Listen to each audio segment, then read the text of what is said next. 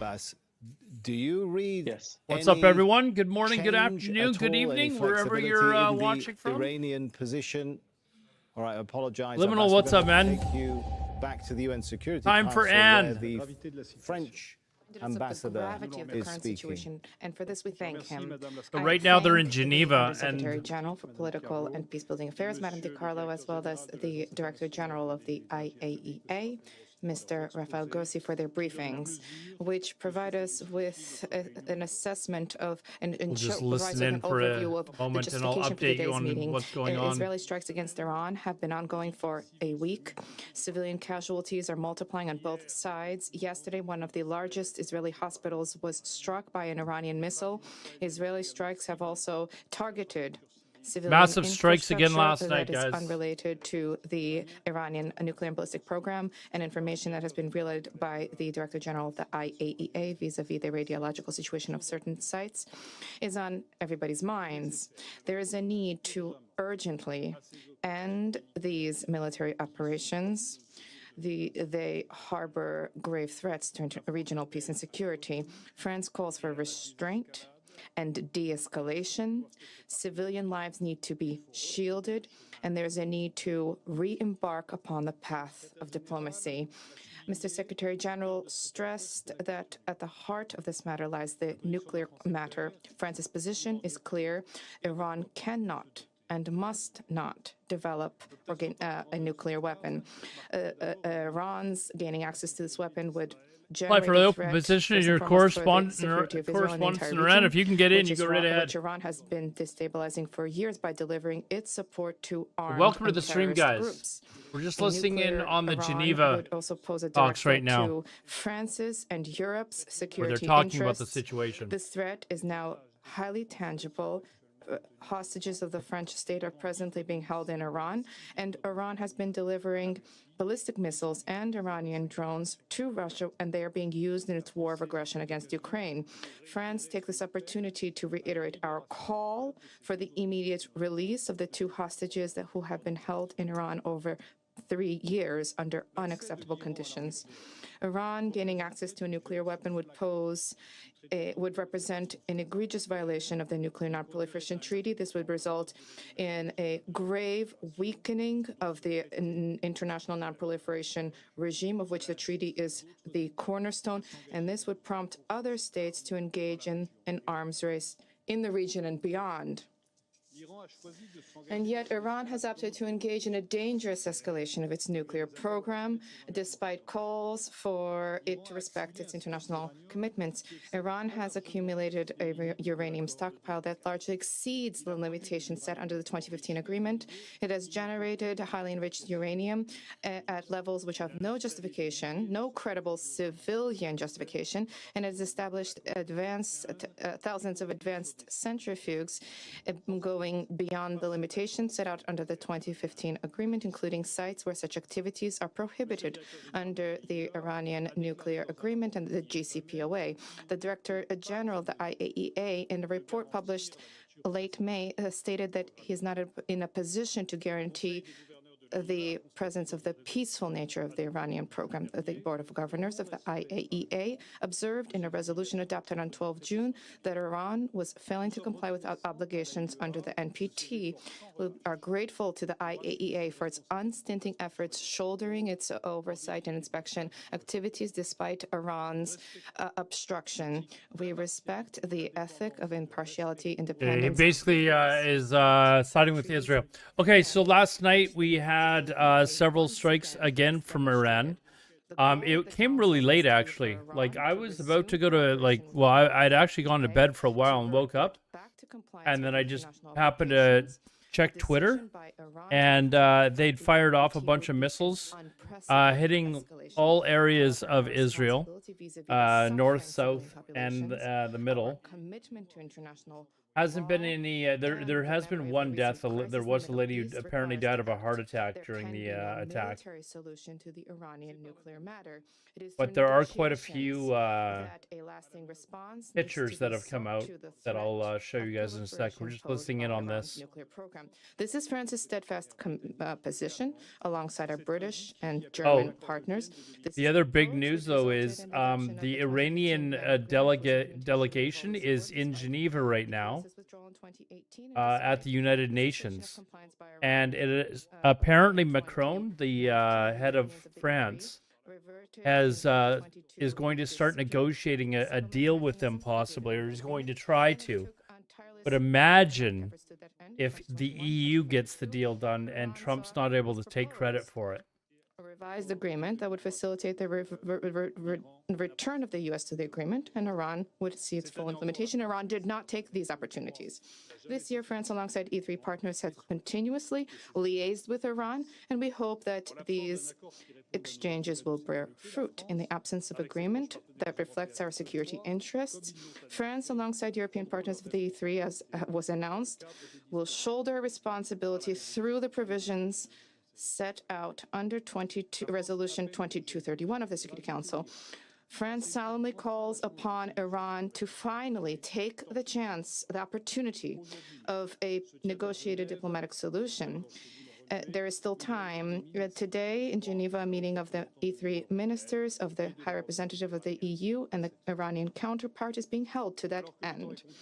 As time is ticking, France, together with close European partners, stands ready to immediately initiate diplomatic negotiations with Iran The to EU ensure is that going Iran to try will and get the deal never done. gain Trump is going to access be to the big nuclear mad. weapon and to end this conflict. There's a need to reach agreement on a Going to be robust, big mad. verifiable, sustained agreement, which is critical to ensure the purely peaceful nature of the Been Iranian listening to the nuclear words program. there of Ambassador Jérôme Bonnafont, the permanent representative of France to the United Nations, talking about the goal of the Council needs to be to ensure Iran returns to cooperation with the Hey, Bodie IAEA, Outdoors, and what's up, calling man? on Iran to take the chance presented by negotiations. Let's go back to Abbas Aslani. He's a senior research fellow at the Center for Middle East Strategic Studies, joins us from Tehran. Well, right now, Iran he's in Tehran. is engaged in Top left, you can see Khomeini. He's actually giving a live address to the nation right now. He's actually out in the public, speaking to people in a square, apparently, I think. They're having a Friday celebration, or it's a protest against Israel, basically. Pressure and military conflict as a complete that is both sides had attacks against the other country. This, political surrender could be a prelude to further pressure and military actions against the country from the Tehran's perspective. Lots of pictures. And this will not be the end of, let's say, a pressure campaign against the country. So that's why Iran has been opposing such kind of, let's say, negotiations. Iran's side, and it sounds like Israel had planes in Western officials, including the French Iran, ambassador, hitting maybe they're residing in a strategic world. targets. He was talking in a way as if Iran initiated an aggression against Israel. It's funny that Tehran was preparing for a fresh round of negotiations with the United States. All of a sudden, Israelis interrupted that process, not because they didn't want a nuclear weapon for Iran, but they wanted to stop a nuclear agreement between Iran and the West. And that's why they did it. And now we're seeing much more radical stances from the European countries, because they think that at the time that Iran is engaged in a war, they can put much pressure on Iran to get Not sure if it'll escalate, but it's definitely a Iranian continuation. officials want to make sure that this will not happen. There's also been demonstrations in Iran today. What does it tell us about not only the degree of support for the government, but also the degree of opposition to the narrative, the US and Israeli narrative, that they really wish well for the Iranian people? The propaganda machine is running wild, though, on the Iranian side, though. Following the aggression against the country and targeting military infrastructure as well as civilian ones, they wanted to create a sense of chaos in the society in order to provoke the public against the government, in order to bring a regime change, maybe abruptly or gradually. But this turned out to be something different, and this created a sense of unity among different walks of lives in the country, as well as political factions. And that's why even today, many people went to attend the Friday prayers. It was much more crowded than the normal, prayers in the previous weeks. And we were seeing those people who normally do not attend Friday prayers just for the sake of condemning the Israeli aggression, because this, from their perspective, this is not just The an Iranian people aggression really by don't like Israel their against government. Islamic Republic of Iran, but this I is think the considered an aggression against the country itself, whether it's Islamic or hardcore religious non-Islamic, people it probably doesn't do, matter. but And that's why this has made people rally around the flag, and they consider, Israel as an, let's say, threat against the totality of the country, given the record Israelis have been making in the region by attacking Palestine and killing people in Gaza, or even after the departure of Bashar al-Assad in Syria, Israelis increased their attacks against Syria. And they are afraid that this might be the case when it comes to Iran. That's why people are more united, and this has increased the level of support for the government among the public. All right, we'll leave it there. Thanks so much, Abbas Aslani from the Center for Middle East Strategic Studies. As we mentioned, a new wave of Iranian missiles has been fired at Israel, with several making impact in the cities of Tel Aviv, look at these Haifa, explosions. and the Negev Desert. At least 17 people have been injured. David DeRoche is a professor at the National Defense University and a former see if I can Pentagon find some more official. for He you joins us guys. now from Washington, D.C. Good to have you with us. So we've been seeing Iranian missiles hitting a number of targets, getting through the various layers of anti-missile systems that Israel has. Is this down to the greater capabilities of some of the missiles they've been using of lately, like the Sijil and the Khorramshahr, compared to missiles that were used in the first days? Well, that may be part of it, but I yeah, think the way to Iron look at it Dome is not that they're getting is not through. anywhere near as Missile defense efficient is as point it had defense. I think been. that the It target set has seems as though changed. maybe their So they're getting munitions around that they the use for systems. it are starting to The dry areas up a that are little heavily bit. defended are things like military command and control facilities, air defense positions, and retaliatory capabilities like air bases. And what it appears to me is that in recent days, as the Iranian volume of missiles fired has declined from like 40 missiles per salvo down to less than 10 Here's per a salvo. picture of They have expanded the targeting area one in of the order to explosions avoid earlier. intercepts. So they're probably not having as much military effect, but they're obviously having a broader political effect. And if I can get to talk about the U.S. posture, what do you make of reports that the U.S. has deployed much of its hardware and personnel out of regional bases?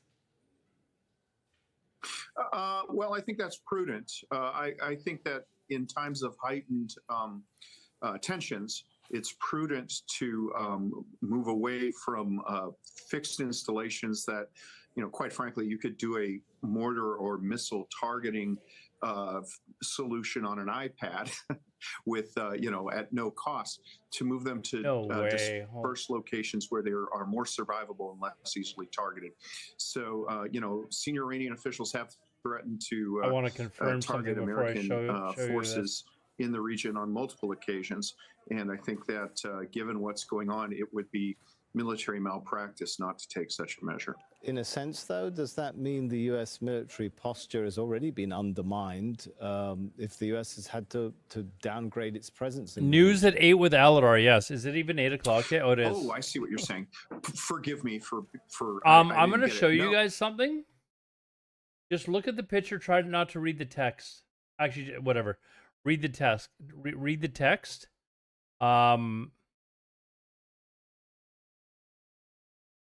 That's not Gaza.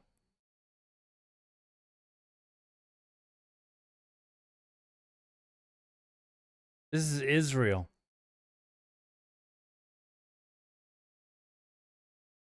Like, that is insane.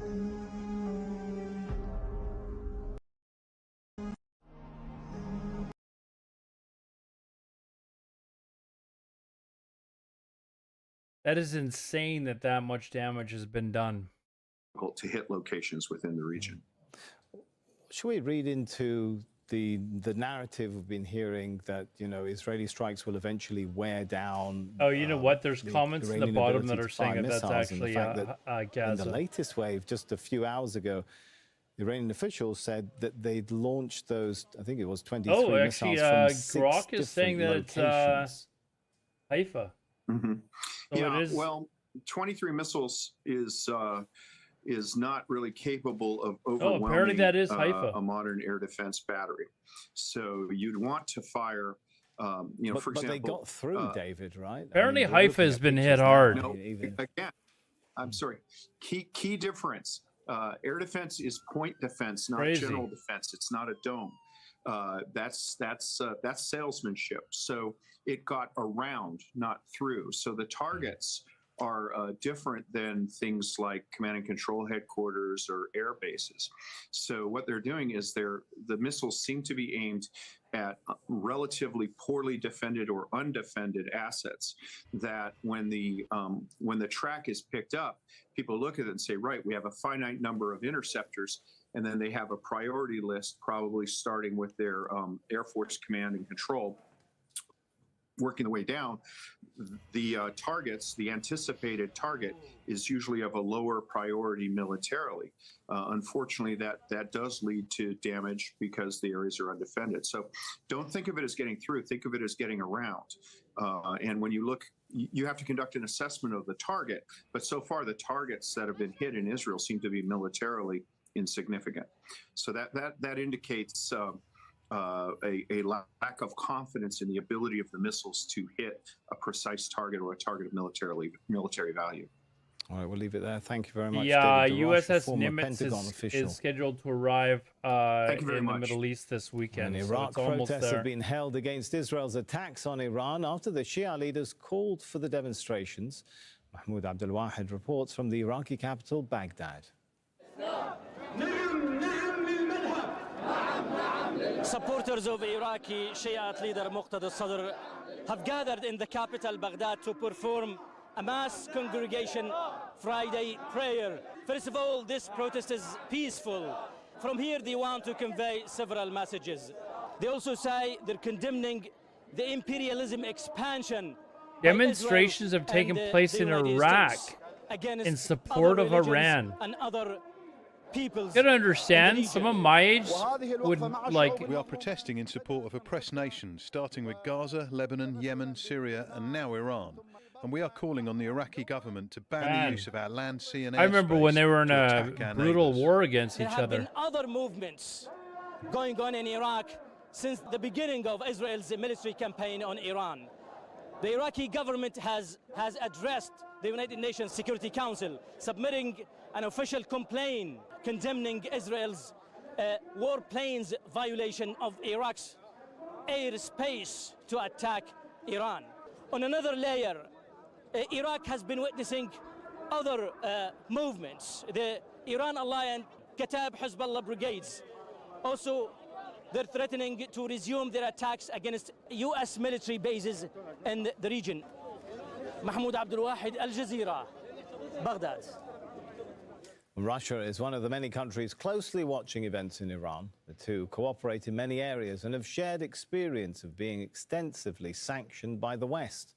Rory Challens looks at their partnership and what options Moscow has during this conflict. Marshala? What does Marshala mean?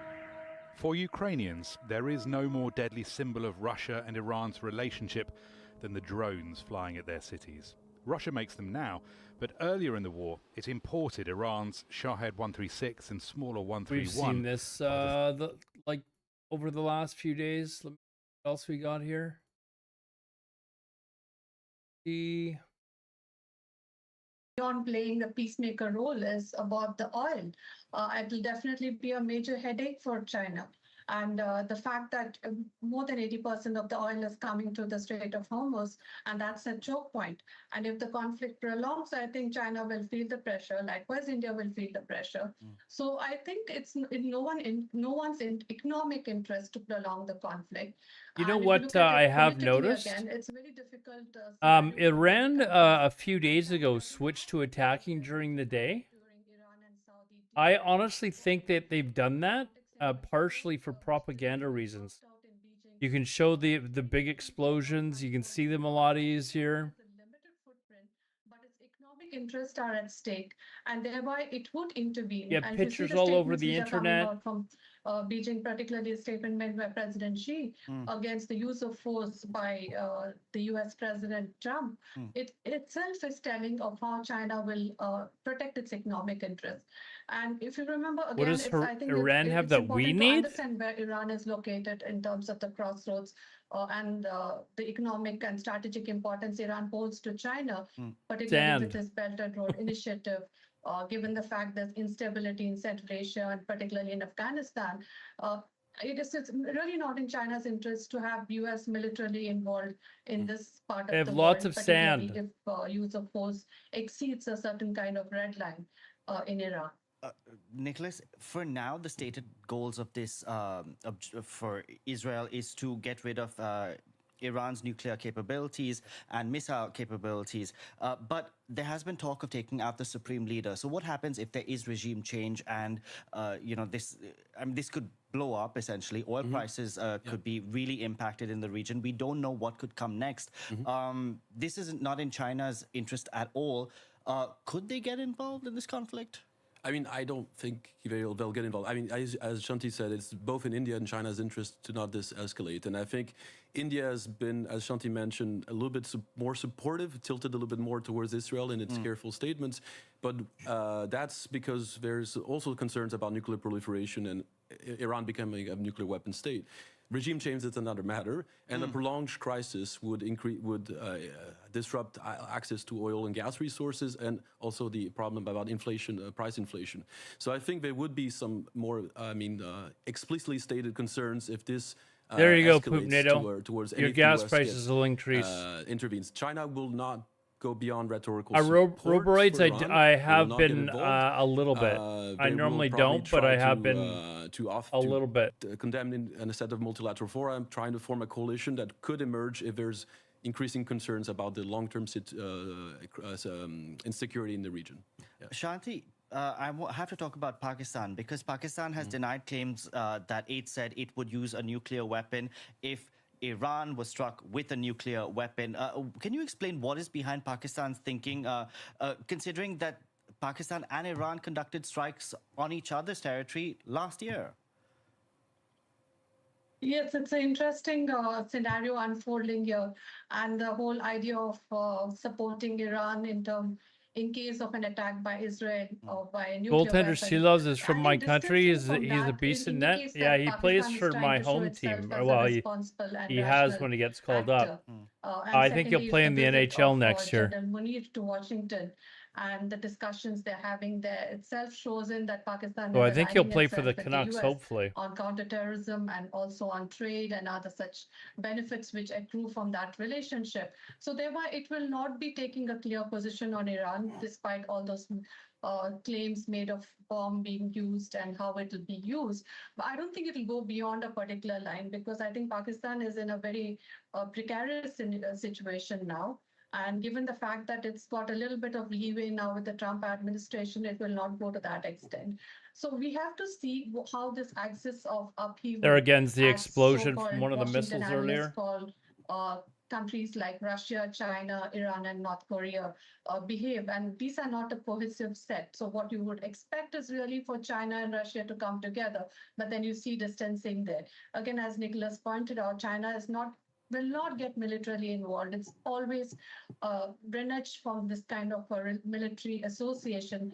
Afghanistan was one such case study where China's interests were at stake, but again, it didn't get involved militarily. So I think it will limit itself to posturing, signaling, and likewise, its ally Pakistan would do the same. There's a bunch And of there's a lot videos of being fluidity now in the released region that where there's a lot of shifting alliances occurring. trying and to regional show a bunch of realignment and damage, but it's more of unconfirmed whether multilateral they're real groupings videos will or not. emerge. So I think it's a fluid situation and we need to wait and watch. Nicholas, final question. If China doesn't get involved militarily, could it start arming Iran? Yeah, no, that's actually some more there's damage been some, today. Speculation about this because, as you saw, most of the indigenous and Russian equipment that Iran has not been quite efficient against the latest Israeli operations. So there's been some talks about when following this crisis that Iran will have to rearm itself and look for more maybe technologically advanced equipment. And given the latest the crisis that Shanti mentioned, the crisis between India and Pakistan following the Pahalgam terrorist attacks and the May 7-10 escalation, Chinese equipment seem to have helped Pakistan at least create a stalemate with India. So there's a question about maybe China becoming a much more important defense and security partner for Iran in the coming years if this regime obviously survives. Yeah. Nicholas Blahel, Shanti D'Souza, thank you so much for joining us on the program today. Thank you. Bye. Thank you. And that's it for this edition of Access Asia. From all of us on the team, thank you very much for watching.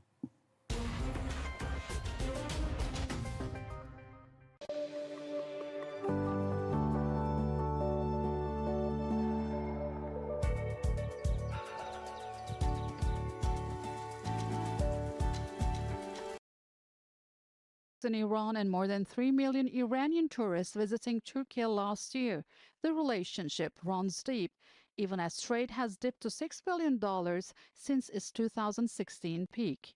And today, after Israel's deliberate strikes on Iran, Turkey walks a careful line, publicly defending Iran's rights, pushing for de-escalation, while preparing militarily and diplomatically. Sinem Köseoğlu, Al Jazeera, Istanbul.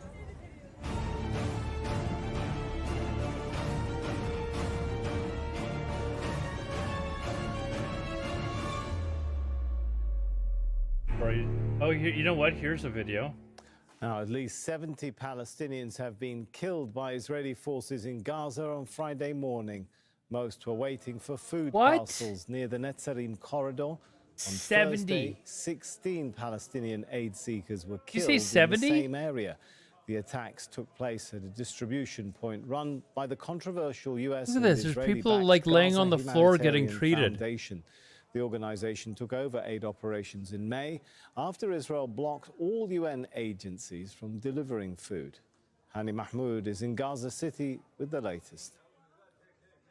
Many of the tanks is stationed, unfortunately and tragically Jeez, next that's to brutal, the man. GHF, the Gaza Humanitarian Foundation centers that are, according to many of the people that we talked to, Absolutely it's brutal. more of a privatized facility, militarized, and unfortunately food available there is weaponized, as people are only given a 20-minute window to pick food parcels and whatever is available in just a 20-minute window, short time for thousands of people hungry in the middle of chaotic situations and intimidation by the Israeli military presence. Not enough for people to get food, but unfortunately they are being shot at deliberately and constantly. We're counting from Like, day how one is of this allowed operations to for go the Gaza on still, Humanitarian man? Foundation to today, more than 450 people killed. That's men, women, children, young people, elderly. We're there to find to get food from the organization. But apart from this, the attacks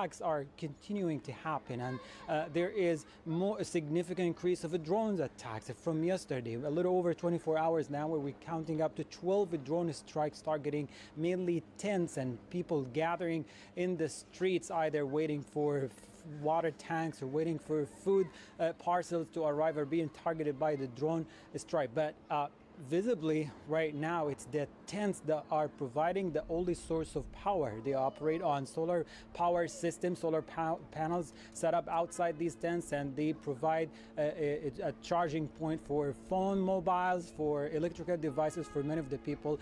Just in the past couple hours, as we expected, the number of people who killed in the attack on this charging point in the Sheikh Ridwan district, that's in the northern western part of Gaza, has risen to 7 people, including 2 of the children were present when the attack happened, and that seems to be repeating itself over and over. This is not the first time. It's been happening for 20 months.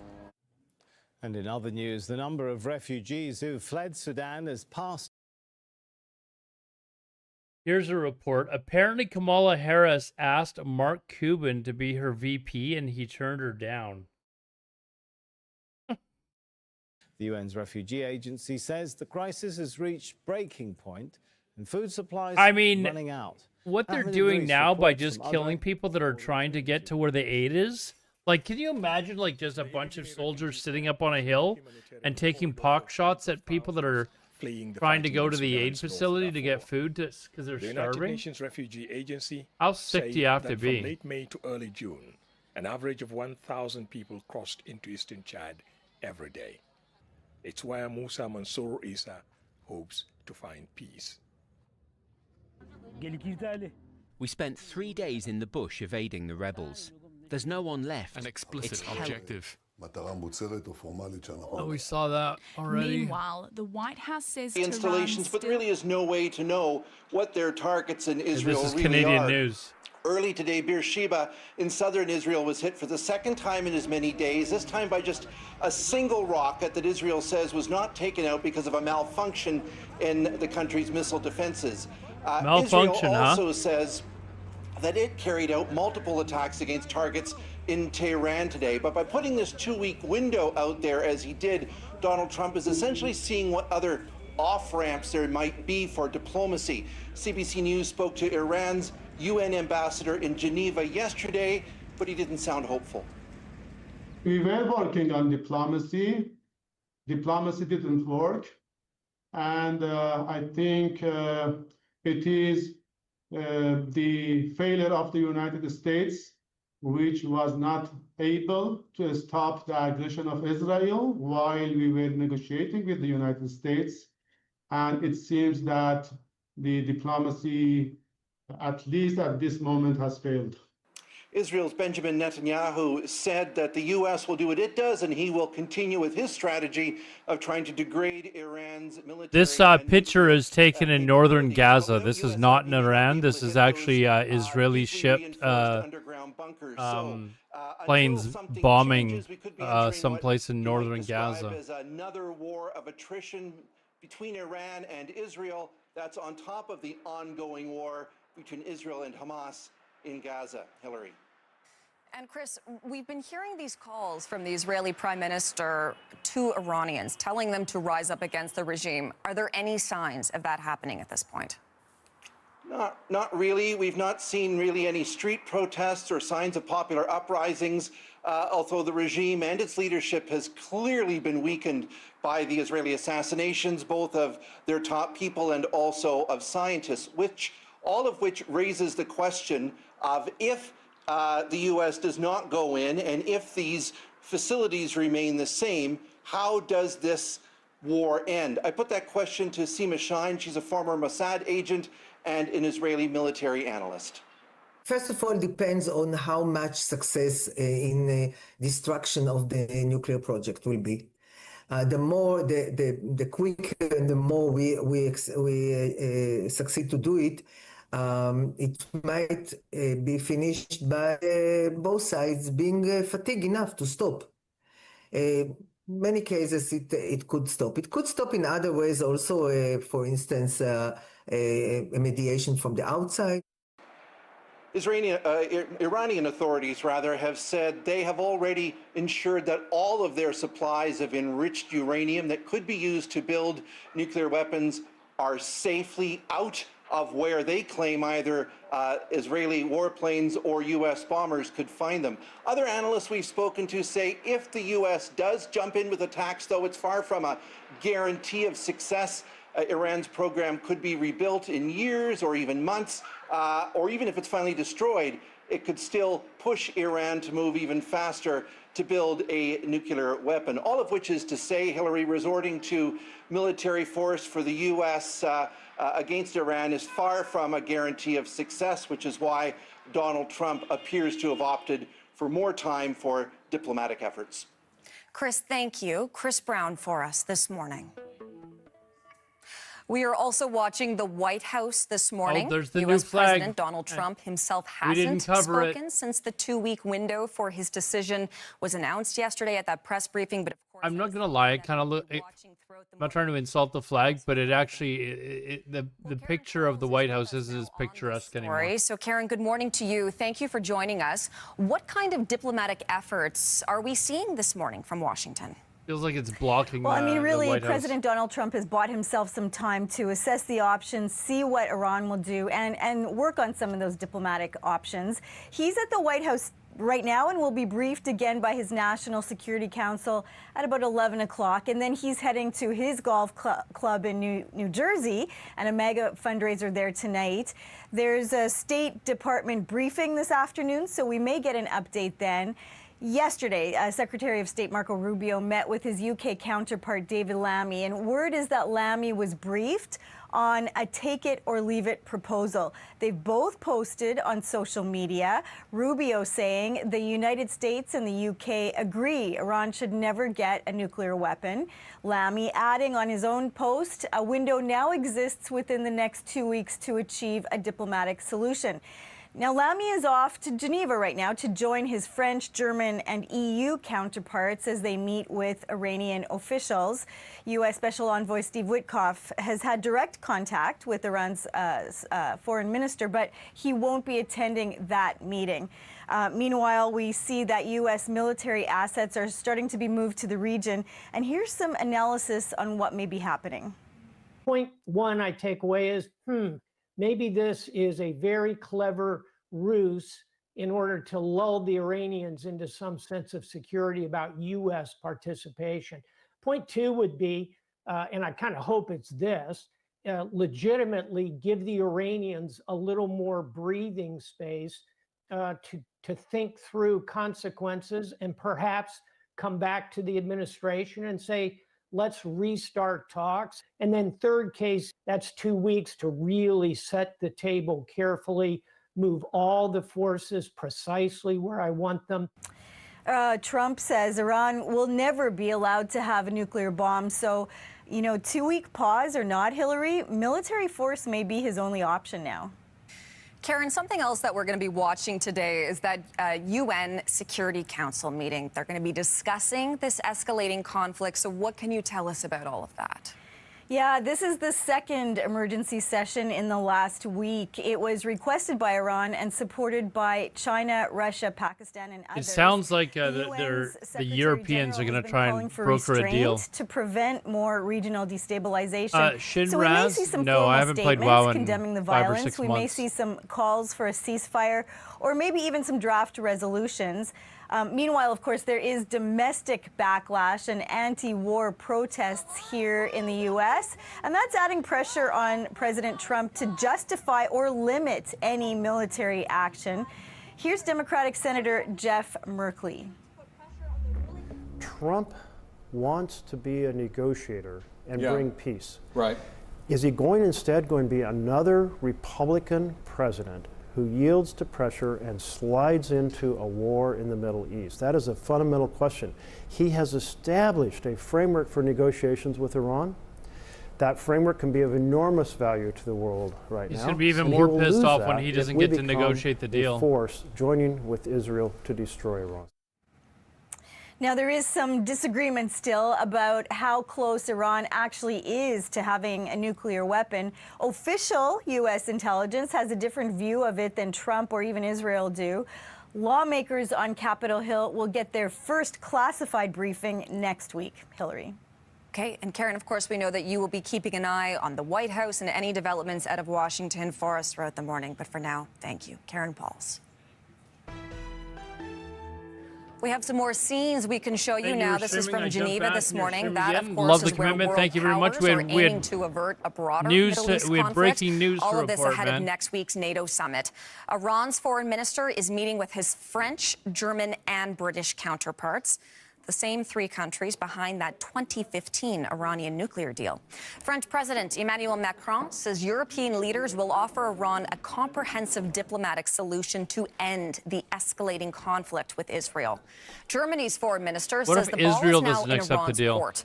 Of course, we're going to continue to bring you updates on that meeting throughout the morning. Well, Prime Minister Mark Carney is flying to Europe this weekend to attend next week's NATO summit. Ahead of those talks, he took an opportunity to reinforce Canada's stance against Iran's nuclear development. Was it that I just saw this? Having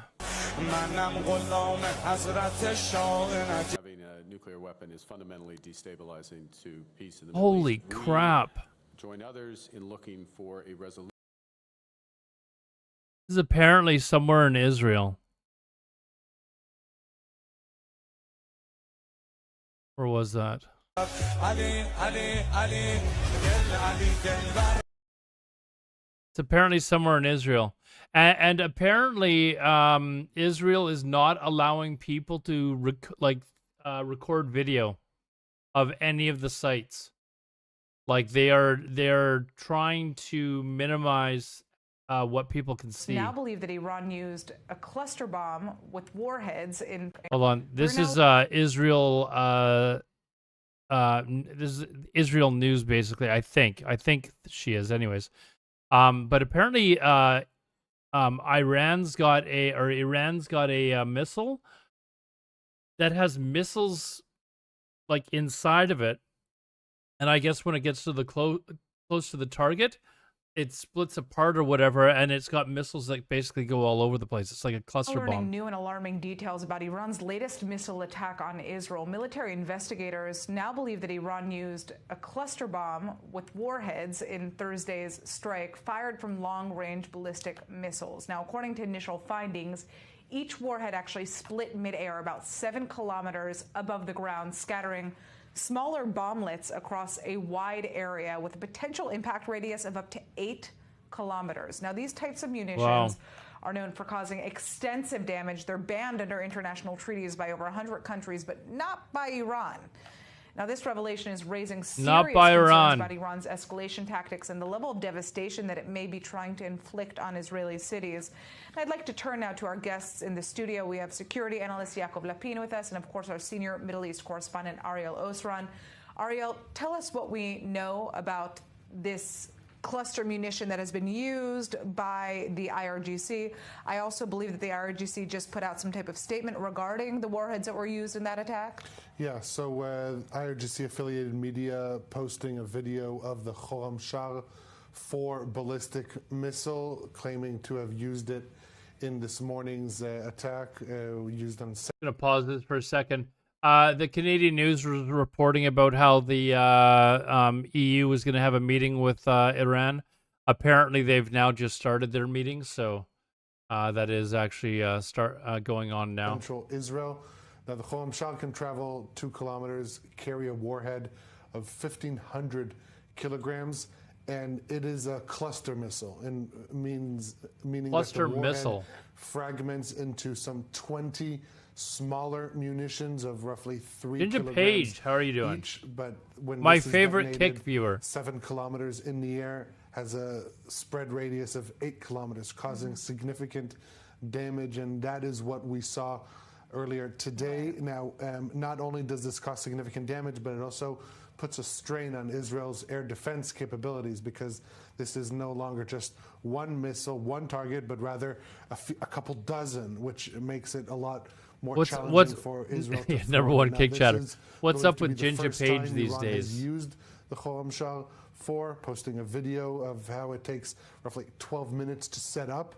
And I believe that the Israeli Air Force is, as it's going after ballistic missiles, is always ready to fire, also looking after threats like this. But ultimately, this does pose a significant challenge to Israel's defenses. Right. I kind of want to talk about that challenge. Obviously, we know that Israel's current air defense system has we have the Iron Dome, we have the Arrow. This Are you still living in Florida? I think last time I talked to you, you were complaining about how it's too hot for you. Specifically, in the case of these cluster head munitions, what ultimately happens if we see an interception in the air beyond 7 kilometers? What will play out? So ultimately, and again, we have to tread carefully here because we are working through different security constraints. Chicken farming and keeping these bad cats in the house. house. As you described, Israel's air defense systems is multi-tiered. It has the Arrow 1, 3, David Sling, Iron Dome, all of these. Now, these are intended to go after, as you say, a single target. But what we have seen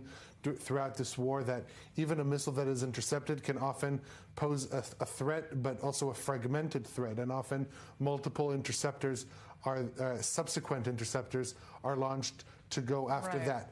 A missile like this that has a few dozen makes it a lot more challenging, and that's why Israeli interceptors are attempting to thwart it outside of the atmosphere, where even if it does fragment into the clusters, it won't Outside have of the same atmosphere. impact once it penetrates the atmosphere, because these are intercontinental ballistic missiles. These are advanced weapons that makes it a lot more challenging. So the aim of the air defenses are to go after outside the atmosphere, but the single ones who manage to come through, they do cause some damage, as we saw this morning in central Israel.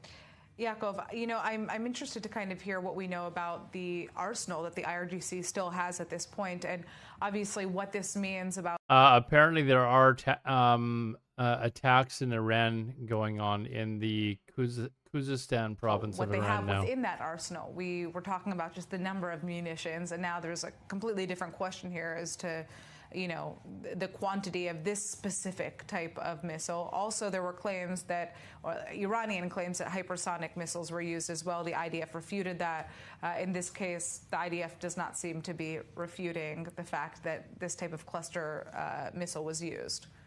Yeah, this is not a new threat in terms of knowledge. The Iranians have been waving this missile around for years. I've been, following it, and I've written about it. And it's exactly as Ariel said. The goal here with our current air defense systems is to intercept this thing in space. If that's done, then all the cluster capabilities become irrelevant because it's blown up before it enters the atmosphere and splits off. Once I didn't realize that their Iron Dome intercepted things that high, actually. I'm not going to lie. Israel does have a multi-layered air defense system which is capable of trying to take on that task, but the more threats you have at the same time, the more likely it is that some are going to get through, and that's especially true if we're talking about a warhead that splits off into basically a cluster bombs. So look, the goal here right now is to intercept it in space, and of course to strike these launchers in Iran. Now we know that 2/3, according to the latest information coming from reports, 2/3 of Iranian missile launchers, right? Those are their guns. Right now we're talking about the bullets, but 2/3 of their guns, so to speak, have been destroyed.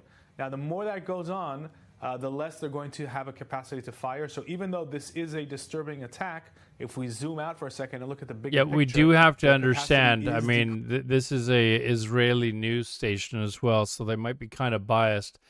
The Iron Dome does not seem to be anywhere near as effective as it was in the first few days. You're right. Increasing with time. On the other side of the so-called fence, the Israeli Air Force has no limitations whatsoever in its ability to strike targets in Iran. So yes, this is a threat. This is something that the Iranians have been working on for many years. But I think overall they're firing a lot less than what they would have liked to fire at this stage of the war. Obviously the question now is whether or not the United States is going to get involved. And we're going to speak about that shortly. Okay. Hold on. Here's a video. I just came up as I was want to see. This is a Christiane Amanpour.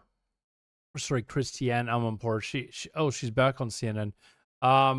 She's apparently asking the deputy foreign minister of Iran some serious questions here. Why did you surge production of 60% uranium to the point that you have right now between Trump's inauguration and now? Back then, you had maybe a 5 to 6 weapon capacity if you had decided to. Now, a 10 weapon capacity with these 400 kilos of 60% uranium. Why did you do that? We were acting based on our rights within the NPT. We didn't have anything wrong.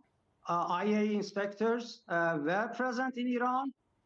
Different reports of IAEA testify the fact that we have been very, straightforward in our nuclear program. So there is no ban on 60% enriched uranium, which are being used, in different places for peaceful purposes. But to use that as a pretext to use aggression against Iran, that is something that. What's more important, this or but WoW? even the IAEA World War says, III is and more they put important out a than public WoW. statement shortly before these strikes began that they had never before seen that amount of stockpile of that much enriched uranium by any country that does not have a nuclear weapon. So that's a fact. Anyways, let's continue on to it. Don't care about that. On here. Before Israel took action, that reality Okay, was this is the approaching Geneva faster than you could imagine. United Nations Council talking about the members, war. do you believe that such a regime will hesitate to threaten entire populations with nuclear armed missiles? Can you guarantee? Especially a regime which chants death to America, death to England, death to Israel, and so many others. Because that is where the world was heading. Israel is stopping it. Iran has already enriched uranium to near weapons grade levels. It cannot be denied. We saw the reports. It has built deep underground facilities designed to survive bunker-busting bombs. It has advanced missile delivery systems. And it has lied to the IAEA and the world at every step. There must finally be an acknowledgement that there is no greater threat to international peace and security than a nuclear Iran. The Soroka strike of our hospital should end any illusion that this threat is theoretical. Iran is not just Yes, building Elsa the Durgo, but capability, that's not what this is it about using here. it. We will never allow This those Arnold capabilities Schwarzenegger to go sounding nuclear. guy is breaking down what While the they're Ayatollah accusing shouts Iran of death to doing. America and death to Israel, many on this council dismiss those threats. Oh, these guys from While Israel. Iranian missiles fly, Hey, the Corgi. UN urges restraint and de-escalation while ignoring Iran's nuclear ambitions altogether. That weakness, that detachment from reality, that hypocrisy is what allowed Iran to get as far in its nuclear program as it did. It is what allowed Iran to sow chaos across the world. And let's analyze it for a minute. The Iranian regime has exported thousands of drones which have killed many civilians. It has harmed Hezbollah in Lebanon, Hamas in Gaza, the Houthis in Yemen, Shiite militias in Iraq, extremist groups in Syria and Africa, and criminal networks in Latin America and Europe. That's what he's accusing them of, Elsa Durgo. He's It's a war suggesting that machine. they hid a lot of their stuff from the IAEA. It's not limited by borders. Its hatred is So not they didn't limited know by that they had vision, as much enriched and its uranium ambition as they is do. not limited by geography. We have already seen the consequences. Terror attacks in Argentina, Iranian agents uncovered in European capitals, proxy missile strikes on Gulf states. This is Iran's vision for the Quite world, the and it's happening in real time. quite the accusation, Right now, but we still haven't seen Israel any is the evidence. focus point for that murderous vision. Just yesterday, Iran launched another ballistic missile, this time carrying cluster munitions at a densely populated civilian area in central He's going to Israel. go on about how this is Cluster illegal. munitions are designed to spread multiple explosions over a wide area. It deliberately fired these munitions at civilians. Iran's intentions could not be clearer. Bloody murder. 29 civilians have been killed and almost 900 wounded by Iranian missiles. The only reason He is Israeli, the yeah, number he's isn't the higher ambassador is because of Israel's advanced defensive to the UN, I capabilities. think. So yes, Israel acted because we understand the cost of waiting. We will not wait for another threat, whether that is rockets, missiles, terrorists, or an atomic bomb. Israel acted as a last resort. This was the final window of opportunity to prevent Iran from acquiring nuclear weapons, and it came only after diplomacy had been exhausted. Israel cannot and will not accept this situation. Operation Rising Lion was launched to neutralize an imminent and existential threat, and we are doing so in full compliance with international law. Israel is strictly following the law of armed conflict, including the Maybe against Iran they are, or Iran they proportionality are. and precautions in attacks. What about against Gaza? That's why I'm waiting for the report about the hospitals.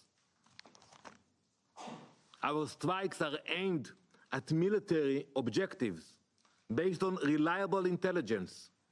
Every measure is taken to minimize harm to civilians. Iran launches indiscriminate barbaric missile attacks. They deliberately Iran, you could say the same thing about Israel and Gaza, buddy. centers. This is the difference between a democracy acting in defense of its people and a brutal regime targeting civilians.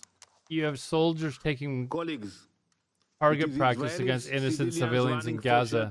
It's every day. Pretty rich from this guy.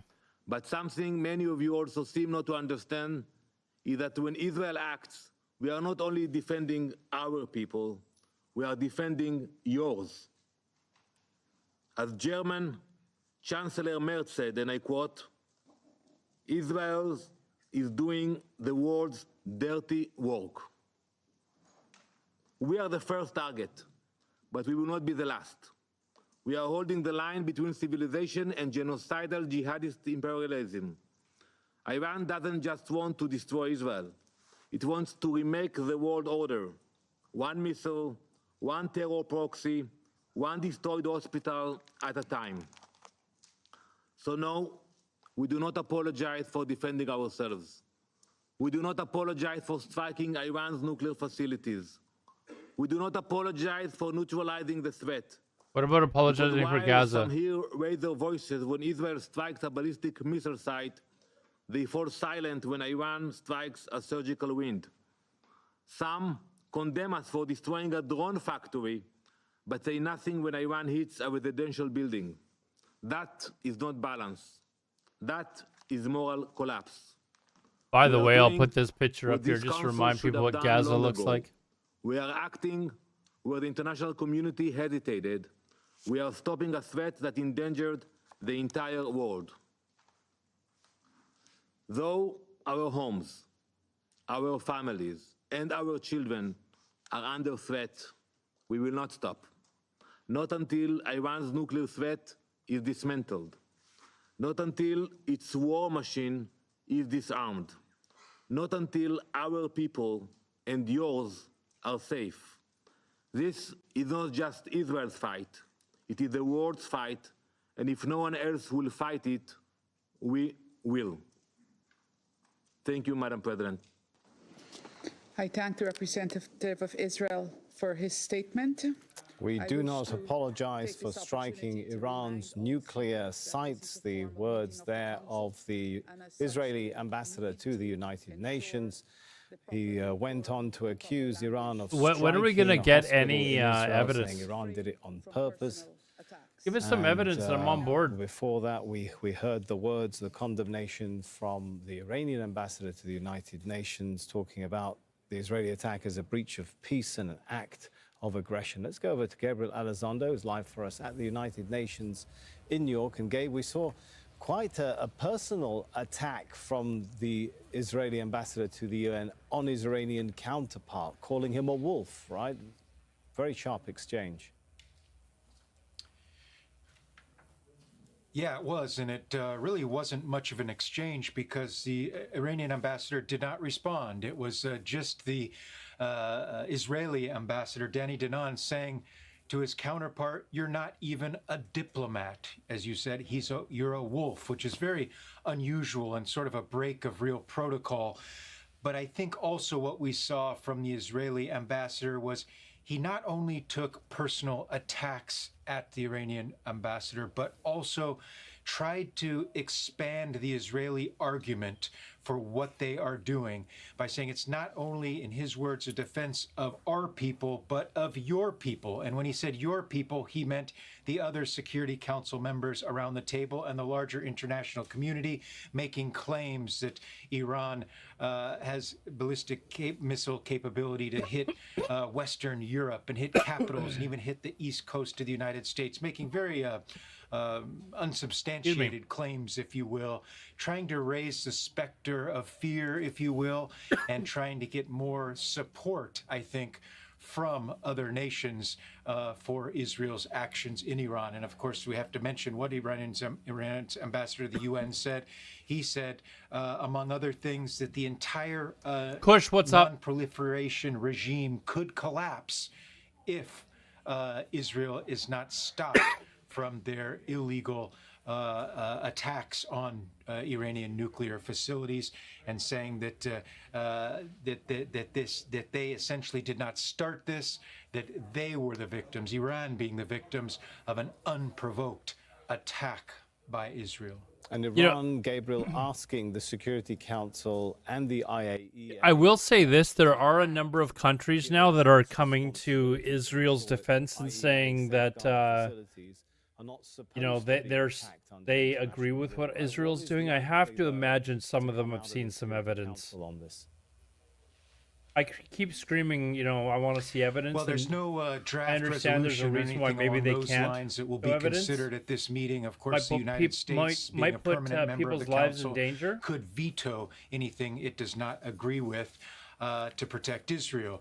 But you're right, the Iranian ambassador has continued to say over and over again that the UN must do more, specifically saying the Security Council, but also mentioning their disappointment in the Secretary General himself, Antonio Guterres, that he hasn't spoken out more forcefully on the violations that Israel is committing in Iran by striking their nuclear facilities. All right, thanks so much, Gabriel Elizondo, our correspondent there at the United Nations. And Iran has launched a new barrage of missiles striking sites across Israel, with reports of direct impacts in Tel Aviv, the Negev, and Haifa. Israel's ambulance service says at least 17 people were injured by a missile strike in the strategic port city of Haifa, some seriously. Iran's foreign minister is in Geneva. He's holding talks with his counterparts from the UK, France, and Germany. Trying to find some better It's pictures the first of face-to-face meeting since the conflict began. Haifa. Arakci Apparently said he's Haifa not is there just for leveled now. negotiations as long as Israeli strikes continue. And Israel's not allowing reporters to Right, let's go live record now video. to Bernard Smith. He's joining us from Amman in Jordan because Israel has banned Al Jazeera from operating inside Israel and the occupied territory. So just take us through briefly the aftermath of today's strikes. Sammy, at least 20 missiles fired this afternoon, early mid-Friday afternoon at Israel from Iran. It looks like there were 4 impact sites this time round, so at least 4 missiles got through, and 2 of them in Haifa, according to the mayor there, and 2 strategic sites hit. We've seen one of those sites was called the Sale building, which is a district government centre there. That seemed to take a direct hit. But in those strikes on Haifa, there were at least 2 people seriously wounded and another 17 wounded, taken to hospital for treatment. And we've had a statement from Israel's chief of the general staff this evening, Eyal Zamin. He said that to remove a threat of such magnitude against such an enemy, we Netanyahu is apparently claiming that that Iran has 28,000 missiles. We'd heard earlier, like a week ago, that it was only 2,000. All right, thanks so much to Bernard. Let's go to Tawhid Which to Asadi, believe? the Iranian capital. I mentioned the meeting in Geneva. What is Iran's foreign minister saying he's going to do there, if not to negotiate?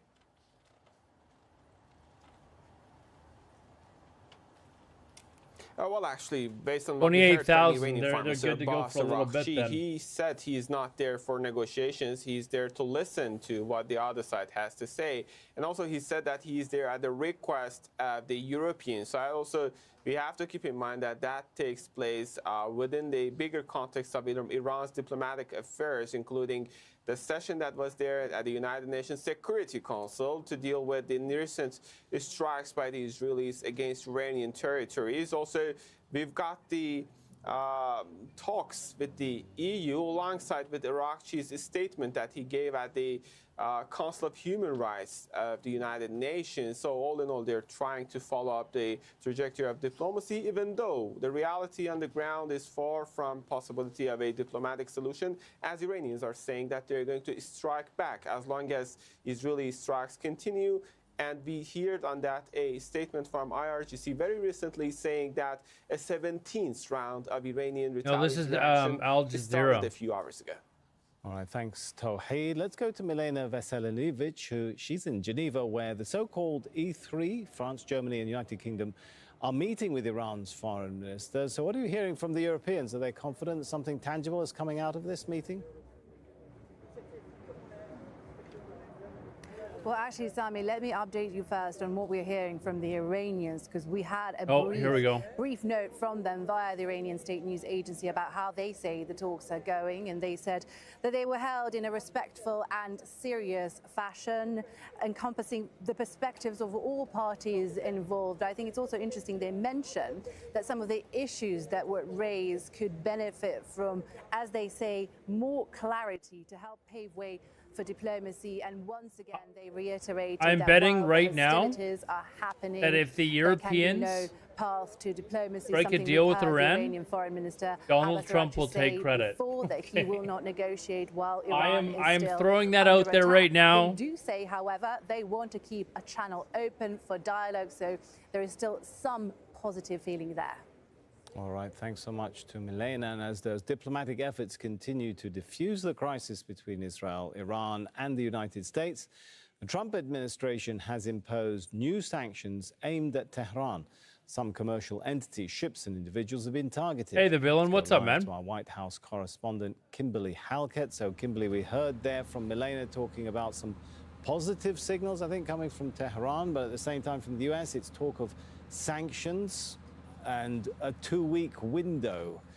Trump's going to be pissed. Trump's going to give them. If they sign a deal without Trump, he's going to sanction them even more. You watch. He's going to put tariffs on them.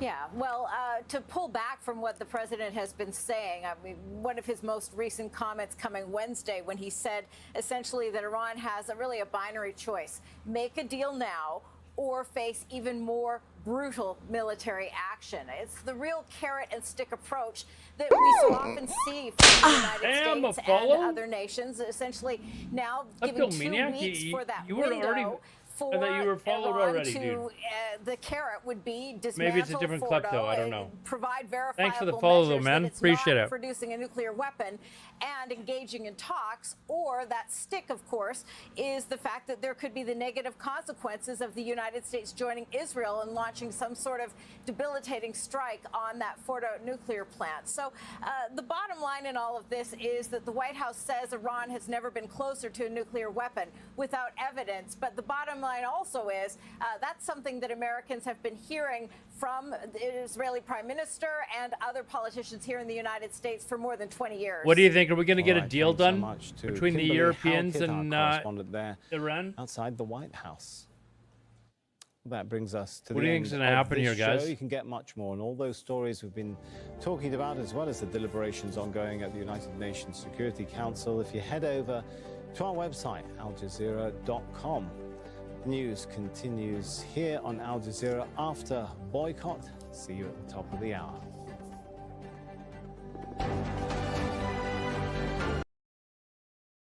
What else do we have here?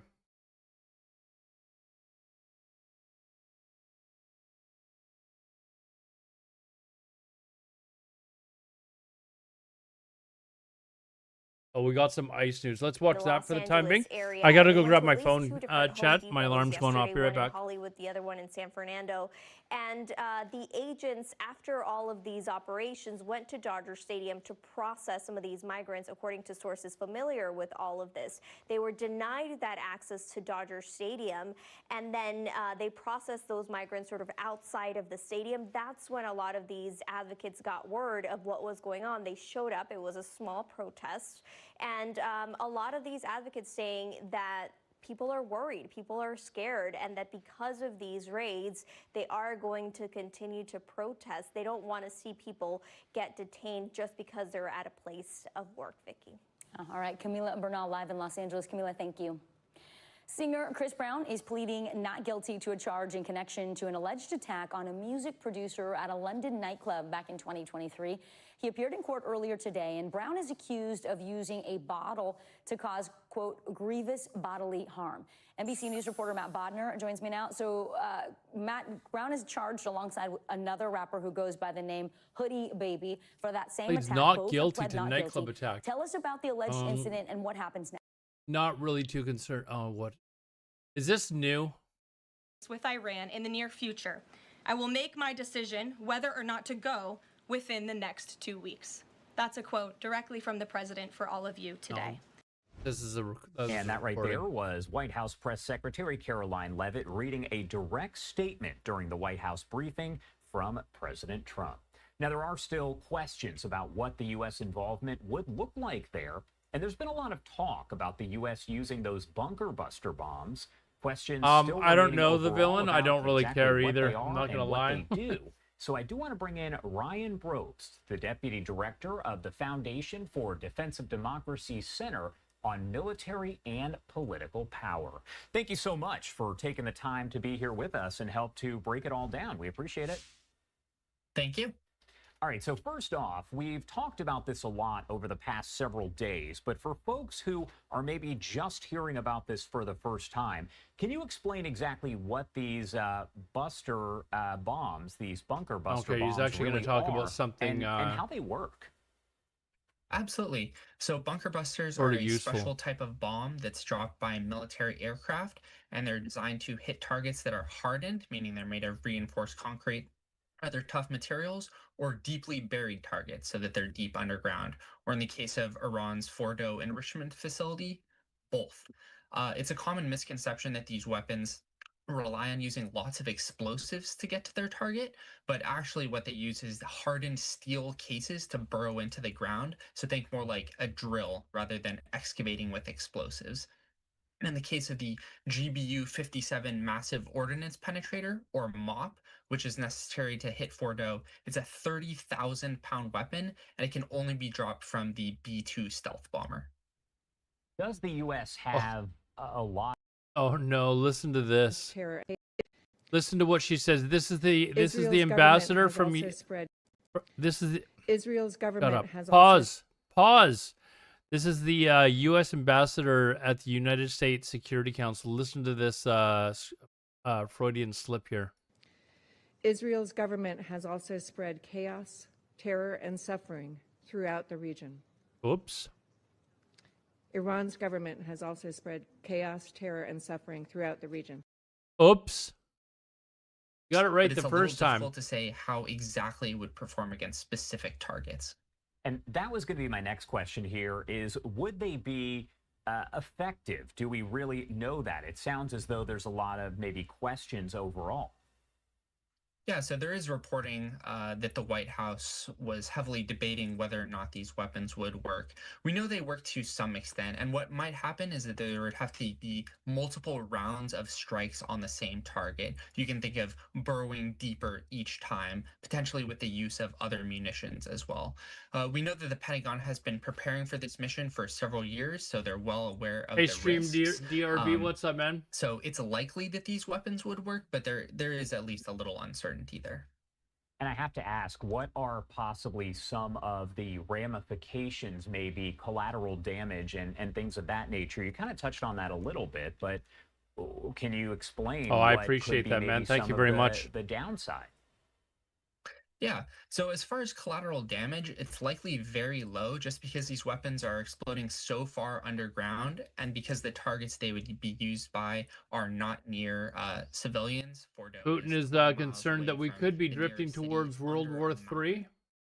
Or let's go to back to Al we can't be Jazeera. here without advertising. Oh, they're talking about. Claims that the system now purifies. Trying to find something. What do we? Canadian economy. So walk us through some of those numbers, Scott. Yeah, basically Uh-oh. 2/3 of the economy depends on you, me, and everyone else spending money, and this is why this is so closely watched from month to month. Statistics Canada now saying they've got estimates for the month of May, pulling back consumer spending by 1.1%. And at that level, that's the largest pullback in a year. So this shows you a couple of different things. One, that people are becoming afraid of the rising prices due to tariffs for the month of May, because we saw April sales creeping up a little bit as more people were buying new cars and things like that. But basically, we're seeing this is the biggest decline in a year, and a survey goes by. So they bought a bunch of new cars last month, and now this year they're worried about like buying a T-shirt. The July 30th is the next date for the Bank of Canada to get together. So if we're seeing this, the economy slowing. All right, thanks, consumer Stream spending DRB. pulling back, that's a big warning side for the Bank of Canada. So we might see a rate reduction. More economists are watching these numbers very carefully because, like I said, 2/3 of the entire economy depends on you, me, and spending, and it shows a lack of spending means a lack of confidence sometimes. So some troubling numbers, you could say, from Stats Canada this morning. Troubling and certainly important to watch going forward. Absolutely. Okay, Scott, thank you for this. Thanks, Larry. Thanks, Scott. We want to bring you some new video coming into us. Oh, this here we go. is Tel Aviv. That's what you're looking at there. And we do have new reports that there have been explosions heard over the skies, both in Tel Aviv and then also in Jerusalem. Some of that coming to us from a witness speaking with Reuters news agency. We also have a new social media post coming to us from the IDF, the Israel Defense Forces, saying that sirens are sounding in parts of Israel as Iran launches another round of ballistic missiles. So lots for us to be watching in that respect this morning. Of course, all of this amongst the backdrop of what has been happening in Geneva, that meeting we've been Hold on, I watching, got a video to show you. European foreign ministers, their counterparts in this Iran looks... as well. And we also know that the Israeli ambassador to the UN in Geneva has said that Israel hasn't fulfilled its goals and that they are going to continue as well. Lots to be watching on all of this morning. We will continue to do that for you right here on CBC News Network. I'm trying to verify that this video is real before I show it to you guys. In this rapidly changing world, Canada will fight back. Canadians are faced with new challenges both at home, $13 bag of grapes, ridiculous, and abroad. I say you can always become a state. Now, more than ever, it is important to stay informed. About tariffs. Tariffs are their own punishment. Get the answers you need. This is how Trump operates, from the source you can trust. I'm Adrienne Arsenault. The National, Canada's newscast.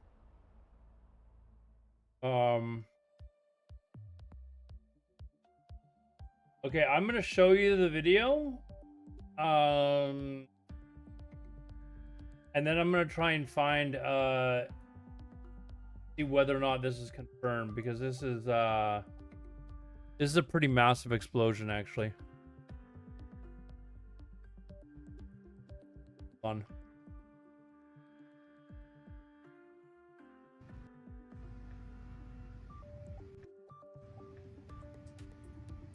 I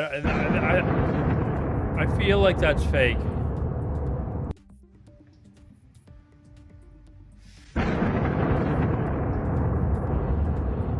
I feel like that's got to be fake.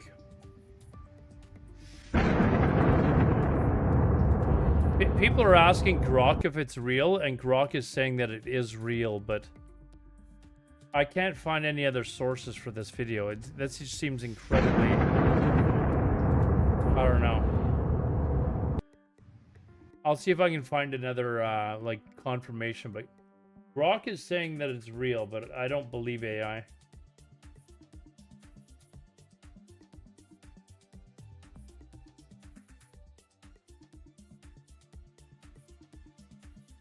Let's see if we can find other news. Canadian news is on a break apparently. What's this?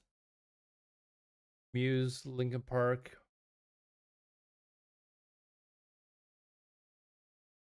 All 7 beat. Oh my cares.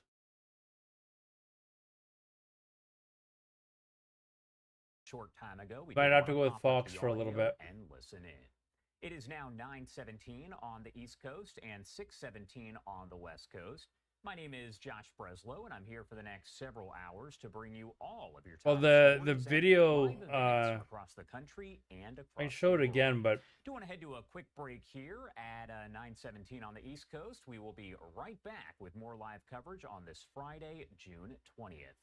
You're watching Live Now from Fox. We'll be right back.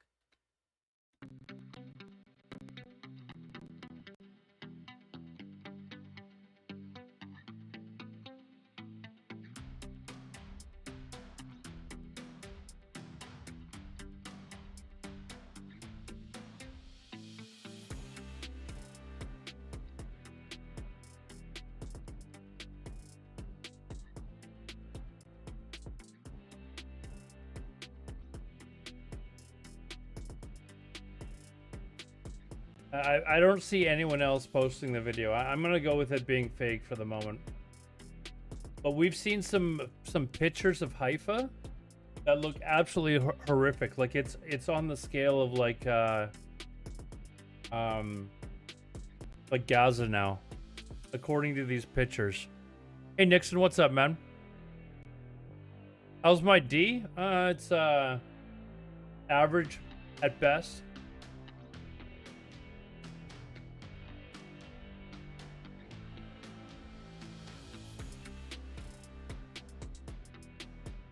What? Yeah, I don't see any other postings of this video, so.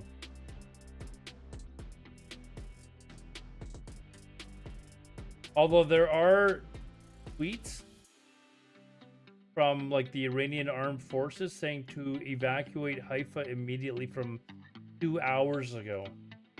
And that video was just posted recently.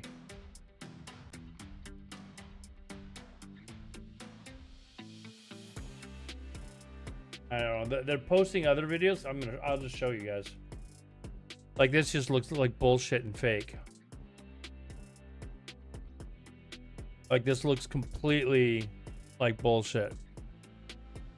Or maybe I just don't want to believe it, but I would imagine that there'd be a lot more people posting these videos than just, you know, Iranian accounts. Here on Live Now from Fox. My name So is I'm gonna go with those Josh are Russell, and I'm here to BS. bring you all of your top stories and But the live pictures of events Haifa look across the pretty country real. and across the world. I do want to get back to our coverage here of the Israel-Iran conflict that is ongoing. As I mentioned a bit earlier, President Trump has said, according to the White House, that he is going to make a decision on the U.S. involvement, quote, within 2 weeks. In the meantime, we did head over to that live image a short time ago showing Geneva, where Iran's foreign minister is meeting with his European counterparts. Now, he actually moments ago just addressed everyone there at the United Nations in Geneva, making some brief comments. So I do want to play those for you here on Live Now from Fox. Excellencies, distinguished here's colleagues, the Iranian guy, I think. now have the honor to give the floor to His Excellency Mr. Saeed Abbas Araghchi, Minister of Foreign Affairs of the Islamic Republic of Iran. You have the floor, Excellency. Bismillah ar-Rahman ar-Rahim. Mr. President, distinguished delegates, I am Saeed Abbas Araghchi, Foreign Minister of Iran, a peace-loving nation inheriting one of the most ancient civilizations that has made significant contribution to human civilization, culture, and ethics. Now, this nation of nearly 100 million population is subject to an outrageous act of aggression by a regime that has been committing a horrible genocide in Palestine for the past 2 years, and that is occupying the lands of neighboring countries. Ladies and gentlemen, I stand before this august body to remind you of the legal and ethical responsibility each and every state member and observer of the Human Rights Council has to stand up against this grave injustice. Israel has launched an unprovoked aggression on Iran in a stark violation of Article 2, Paragraph 4 of the Charter, and in bold defiance of all the principles and rules that this Council stands for. This is an unjust war imposed on my people since early hours of Friday, 13 June, when Israel perpetrated a mix of unlawful and criminal operations against off-duty military personnel, university professors, and ordinary people. Hundreds of my fellow Iranians have been killed and injured following Israel's surprise armed attacks and terrorist operations on residential areas, public infrastructures, hospitals, health centers, and of course, the Foreign Ministry. Our peaceful nuclear facilities have also been targeted, despite their being under full monitoring of IAEA, and despite the fact that attacking such facilities are absolutely banned under international law. Israel attacks on nuclear facilities are grave war crimes, given also the danger of environmental and health catastrophe as the result of radiological leakage. Mr. President, Iran, a founding member of the United Nations system, rightfully expects each and every one of you to stand for justice, rule of law, and basic tenets of humanity and ethics. Iran is under a merciless act of aggression.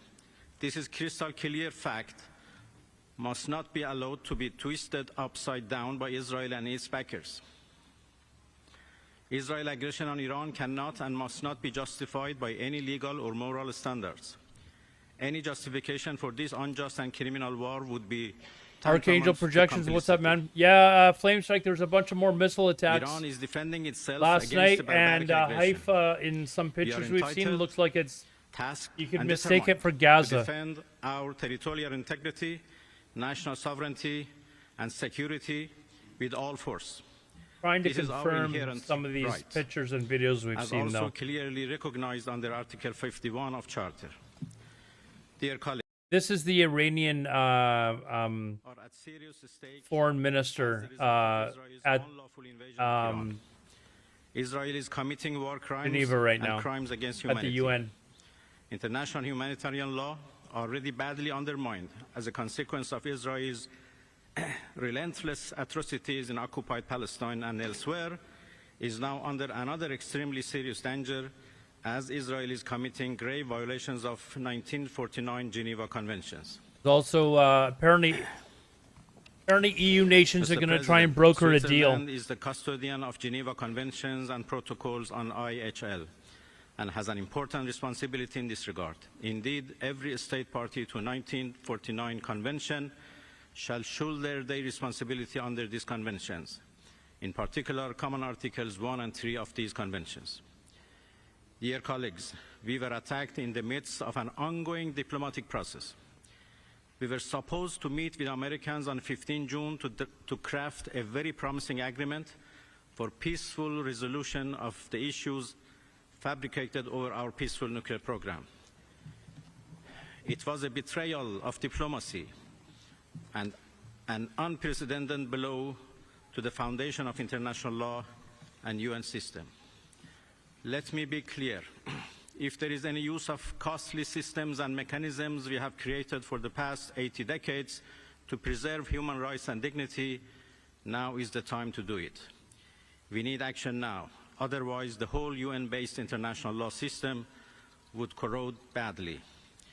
This is a historic moment for human civilization when a civilized nation has come under an unjust war of aggression. The world, every state, every UN mechanism and body has to be alarmed and has to act now to stop the aggressor, to end impunity and to hold the criminals accountable for their unending atrocities and crimes in our region. This is a call from someone who has allocated his whole life to dialogue and diplomacy, but who also is a veteran of an imposed war by Saddam regime and knows how to defend his beloved motherland. Thank you so much. Thank you, Excellency. All right, that was Iran's foreign minister as he was speaking maybe 20 minutes ago to the United Nations there in Geneva. We'll have to and see you what are taking happens. a live look outside here as we know that Iran's foreign minister once again is meeting with those European counterparts to talk about everything that is going on right now with Israel and, of course, with the U.S. Now, he does say that Iran has, quote unquote, nothing to discuss with America as long as Israel continues its strikes on his country, but that he is, quote, open to dialogue with others, though not those nuclear negotiations. So, again, a lot kind of still left to figure out here, but you can see these live images on your screen that are coming in out of Geneva. Now, a bit earlier, Gine Francine was on as we heard from the Israeli ambassador to the United Nations in Geneva talking about Israel's side of all of that. Just in case you did miss it here, I do want to play those brief comments for you right now on Live Now from Fox. Today, the Human Rights Council is giving the stage to the foreign minister of the radical Iranian regime. The Iranian regime that jails women for their hair, that hangs LGBTQ plus individuals, and that kills protesters demanding freedom. Instead of rolling out the red carpet For an Iranian henchman, the HRC, the Human Rights Council, should begin with a moment of silence for Iran's victims. This is another sign of the hypocrisy and moral decay of the Human Rights Council that has completely lost its sense of purpose and constitutes a blatant betrayal of the victims Both of this sides radical calling the regime. UN out. The Iranian regime remains one of the most reprehensible, systematic violators of human rights, and its representative has no intention to address the Council on matters pertaining to human rights. For decades, Iran has been spreading chaos in the Middle East and beyond, either by itself or by its terrorist proxies. The Iranian strategy is based on destabilizing the whole region to expand its extremist ideology. Imagine what Iran would do with a nuclear weapon. The Iranian regime is an imminent existential threat to Israel. The radical Iranian regime has an operative plan to exterminate Israel, developed over many years, with its nuclear weapon program and its ballistic missiles arsenal, together with its proxies. The Iranian regime has accelerated the completion of its nuclear weapons program. There is absolutely no civilian purpose for the quantity level of highly enriched uranium that the Iranian regime possesses. It has also dramatically expanded the production of its vast arsenal of ballistic missiles capable of reaching Israel within minutes. It aims to achieve the capability to produce more than 10,000 long-range ballistic missiles. It has invested billions to achieve this ability that will enable it to reach deep into Europe. We are currently witnessing the damage that these missiles can inflict. Israel had to act now to eliminate the imminent existential threat posed by Iran's nuclear and ballistic capabilities. We have achieved extraordinary success thus far, but there is still much work to be done to destroy the nuclear weapons program and ballistic arsenal and neutralize the threat. We are operating in the name of regional stability and global security, and we expect the international community to be clear and steadfast in support of removing the imminent existential threat against Israel. Israel is reporting that they've destroyed half of Iran's missile launching capabilities in this last week. Israel's choice of targets is conducted responsibly and meticulously. Despite misinformation propagated by the Iranian regime, Israel does not attack population centers. Does the apartheid state? Israel takes further measures to prevent harm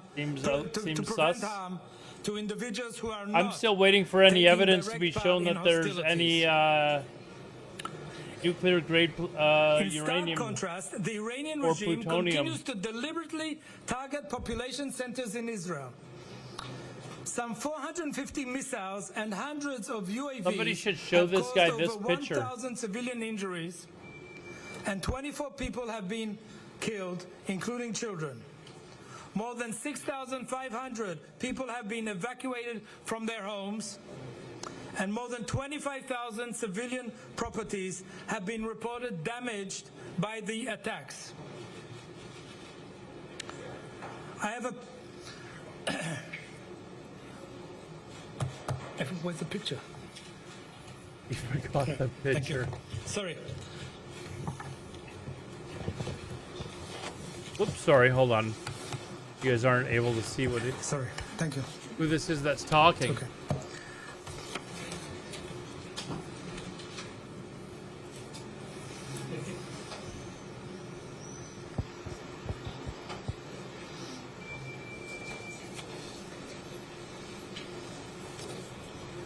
Apparently, being prepared wasn't, Sorry. I have a picture of the who were murdered by an Iranian missile in their hometown Tamra in the north of Israel. Manar Hatib and her two daughters, Shada, 20 years old, and Halla Hatib, 13 years old, who is also named Manar. Yesterday, an Iranian pictures are not evidence that one of the major hospitals in Iran Israel, has the nuclear Soroka weapons. Hospital, which is also the largest hospital in the south of Israel. Soroka is a civilian target. It is a civilian hospital that has been targeted by the Iranians. Soroka Hospital is If you look at this picture of Gaza, I think there's a hospital. There was a hospital right here at one point. Community in the south of Israel, the Christians. Blows the me Jews away in the when south of Israel. it blows me away when people see when you see them complaining about this stuff, and then you look at pictures of Gaza. All working together peacefully in coexistence, and the Iranians targeted this civilian hospital yesterday. This is a war crime and an act of terrorism. The silence of the UN is deafening. Thank you very much. I mean, their soldiers are using Gaza citizens that are just trying to get aid as target practice. I'll take like, one or two questions if you could just help me. Mr. Ambassador, the meeting that's taking place today between the Iranian foreign minister and the European foreign ministers, what do you hope to see emerging from that meeting? Thank you. And correspondent in Iran. Nice. It's clear Israel is not part of that meeting. We expect the European foreign ministers to take a firm stance vis-à-vis Iran and demand that there is a complete rollback of the nuclear program, the dismantling of ballistic missile arsenal and program, and the putting an end to Iran's... Apparently, Israel has launched a large wave of strikes in South Lebanon, mobilizing fighter jets to bomb rocket and missile launchers as well as weapon depots. Army says that Hezbollah is trying to restore its military assets, blatantly violating the terms of the Lebanon ceasefire. If you see progress coming from the That was Europeans 36 today seconds in ago. talks, and are you convinced and satisfied that this diplomatic route could be enough to address your concerns regarding Iran's nuclear program? Well, as I said before, Israel is not part of the meeting that took place this morning in Geneva. We have our goals, which I described to you here today, and we haven't yet fulfilled our goals, so we are continuing. Thank you very much.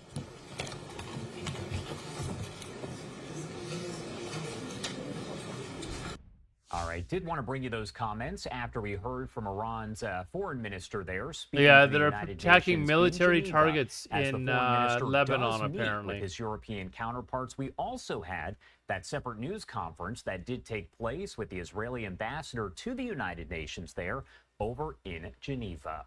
9:36 on the East Coast and 6:36 on the West Coast. We're going to head to a quick break, but we are also following some breaking news coming in out of Seattle. We will have that story coming up with some video that is just coming in from Fox 13 Seattle in just 2 minutes. Stay with us.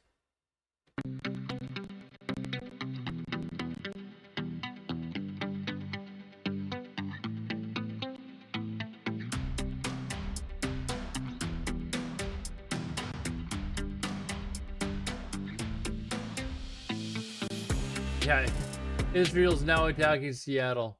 Of where might have been hit. And Bernard, given what you said about the restrictions, how full a picture are we getting then of some key details, like what exactly was the target, what exactly was hit, how far was it, you know, casualties Israel and so on. is restricting journalists' ability to actually we rely videotape for what's casualty going figures on Israeli sources, the Israeli medical services and the Israeli military will provide what they consider information that is not harmful enough to give away. So we get that from them. Some of it comes from social media, but it's quite difficult to get an exact picture of how much is hit. It is fair to say that most of the missiles are still intercepted by Israel's defense system, but also that some get through, and just one ballistic missile. No, I as haven't, we've Mike. seen I from went to some of the bed and pictures, then woke up like 2 causes hours an later, and enormous I've been amount of damage. streaming And ever over, I think, since. 100,000 Israelis now have filed claims for property damage from insurance. So that gives you an indication. I normally of how wouldn't much be damage streaming there's at this been time, from but I just shockwaves, didn't as get well as much from sleep, buildings being hit.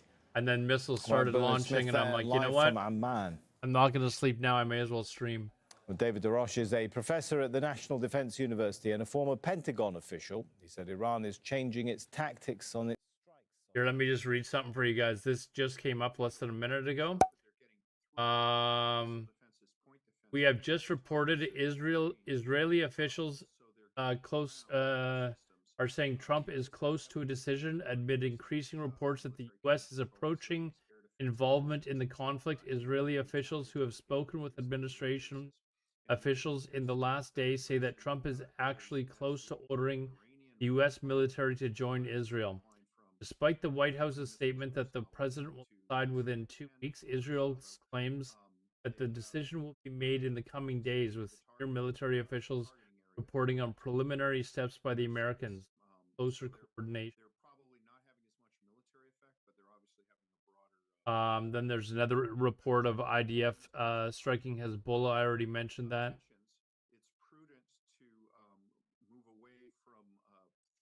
The damage from Iran's recent bombing in Haifa has spread to a radius of 1 kilometer. An iPad with, at no cost to move them to dispersed locations where there are more survivable. Yes, hi, Warlord Shaz. What's up, man? So, senior Iranian officials have threatened to target American That's the life of an ad news in the anchor, region I know, on man. multiple occasions. And I think that given what's going on, it would be military malpractice not to take such a measure. Iran's foreign minister is holding talks in Geneva with his counterparts from the UK, France, and Germany. Oh man, that was so funny. Face-to-face meeting since the conflict began. Arakchi has said Let's he's just not win, there no for problem, dude. Thanks for negotiations being here, as long man. as Israeli strikes continue. Thank you for being here. Milena Veselinovic is in Geneva, where the so-called E3 are meeting with Iran's foreign minister. We can join her there live now. And Milena, I understand we can see behind you a lot of activity.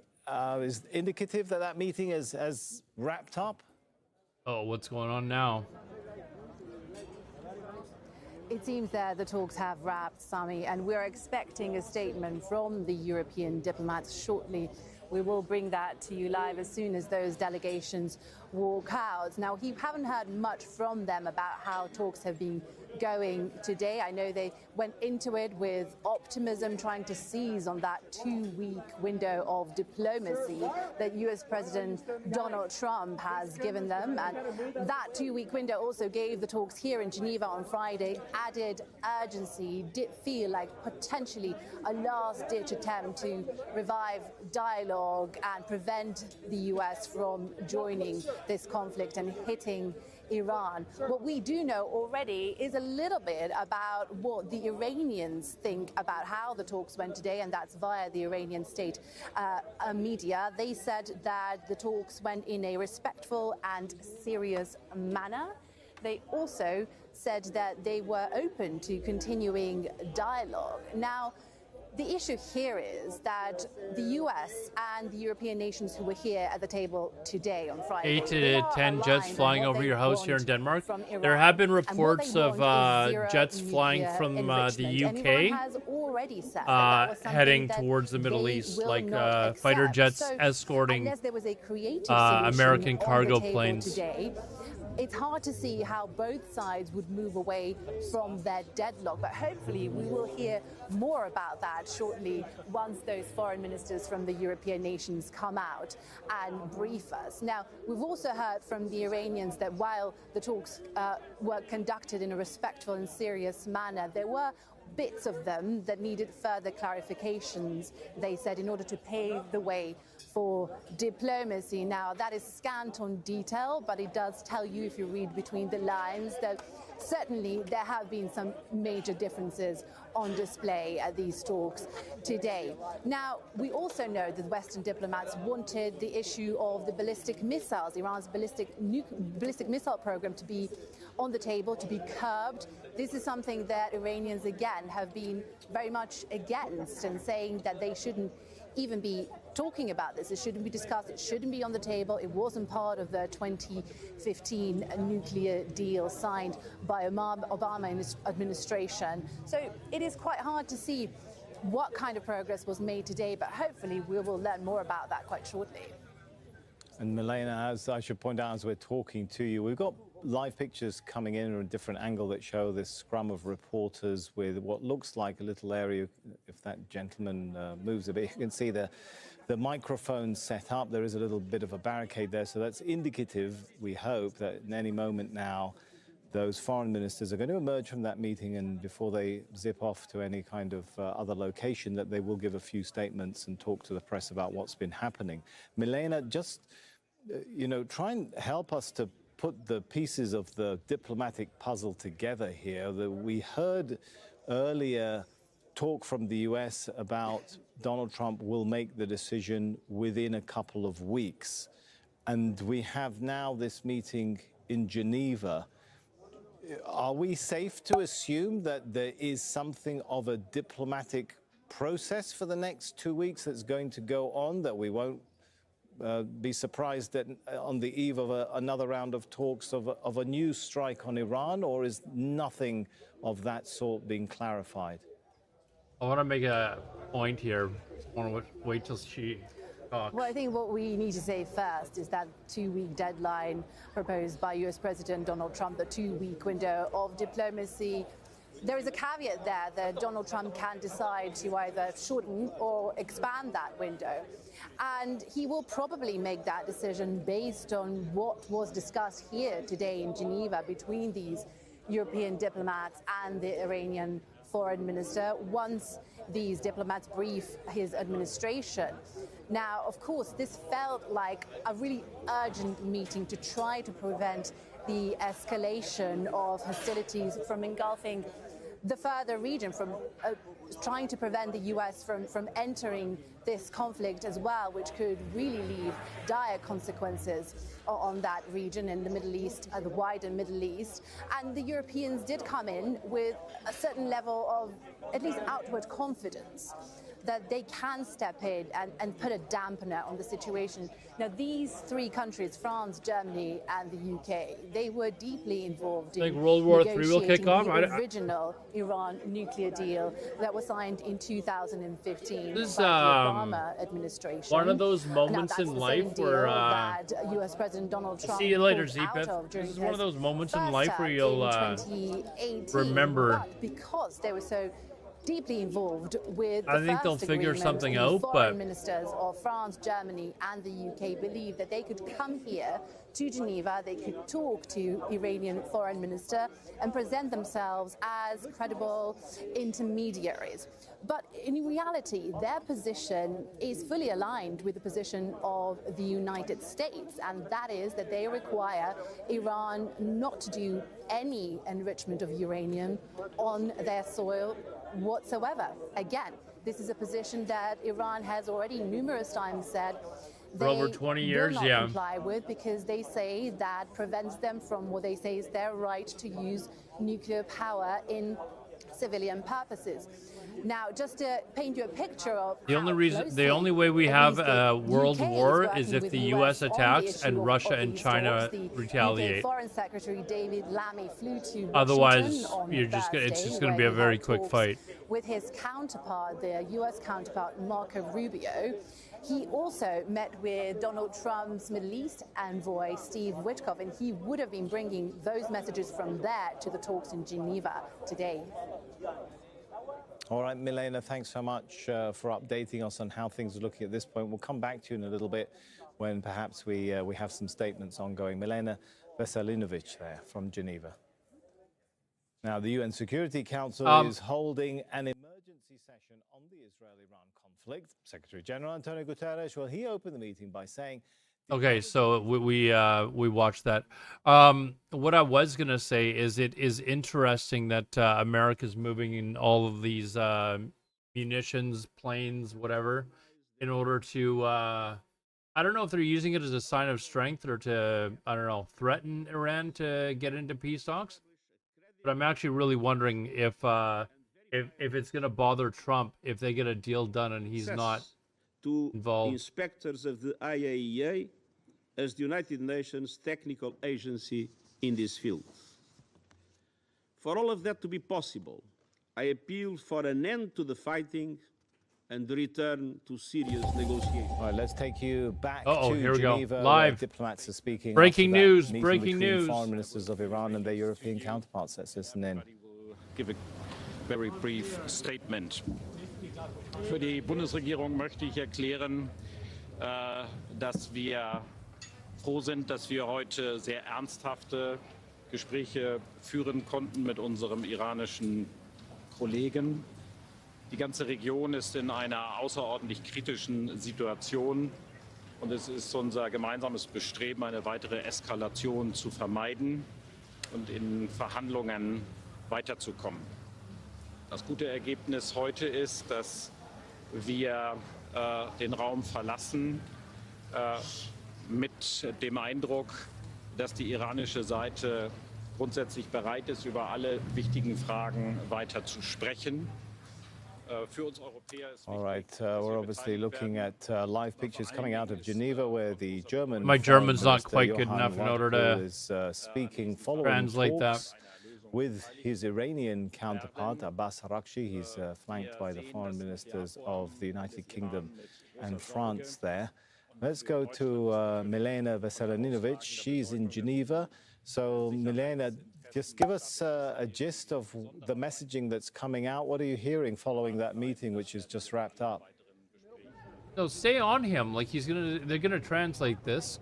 Well, Sami, my German is a little bit rusty, but hopefully we will hear more from the UK Foreign Secretary David Lammy, who's sitting right next, standing there, right go next away to from him. the Go back. German Foreign Minister. What we do know in advance of these talks was that the three E3 nations, European nations, were pretty united in requesting... We're going to go back because he's speaking in English and now. that's why we need to keep the discussions with Tehran open.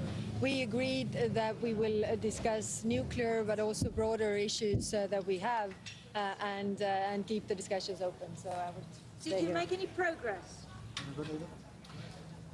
Well, it was important to come from Washington, D.C. this morning and to be here with my European colleagues and to have these discussions with Iran. We were clear. Iran cannot have a nuclear weapon, and the E3 in Europe have been clear for many years that that cannot happen. We are keen to continue ongoing discussions and negotiations with Iran, and we urge Iran to continue their talks with the United States. This is a perilous moment, and it is hugely important that we don't see regional escalation of this conflict, and indeed the issues that that would cause for all of us, but also for people at home worried about cost of living at this time. But was there a breakthrough? Did you ask Iran Bonjour à to tous, bring it avec down mes to zero collègues, s'il vous plaît, enrichment? madame. Merci beaucoup. Avec mes collègues européens, nous sommes aujourd'hui à Genève dans le cadre d'une initiative diplomatique visant My French is even worse than my German, contribuer so. à la désescalade du conflit au Proche-Orient.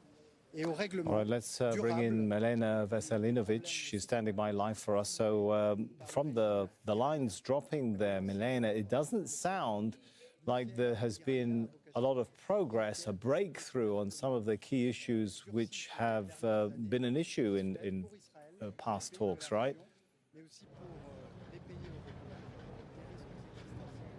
I mean, Sami, they're still briefing the media, but up to this point, it actually doesn't sound like there's been any progress whatsoever. We have heard from David Lammy, the UK Foreign Secretary, that he is urging Iran to continue talks with the US. Now, we know from Abbas Araghchi, the Iranian foreign minister, that that is what the Iranians say they will absolutely not do. They said they will not be talking to the United States while they are still under attack from Israel. So that is something that clearly they did not agree on. Now, David Lammy did warn about the dangers of regional escalation. Something I'll point He out said to you guys in a that we second. are at a perilous moment, but he was very light on detail about what it is that these diplomats spent the last several hours talking about. They are saying they continue to urge Iran to stop all uranium enrichment.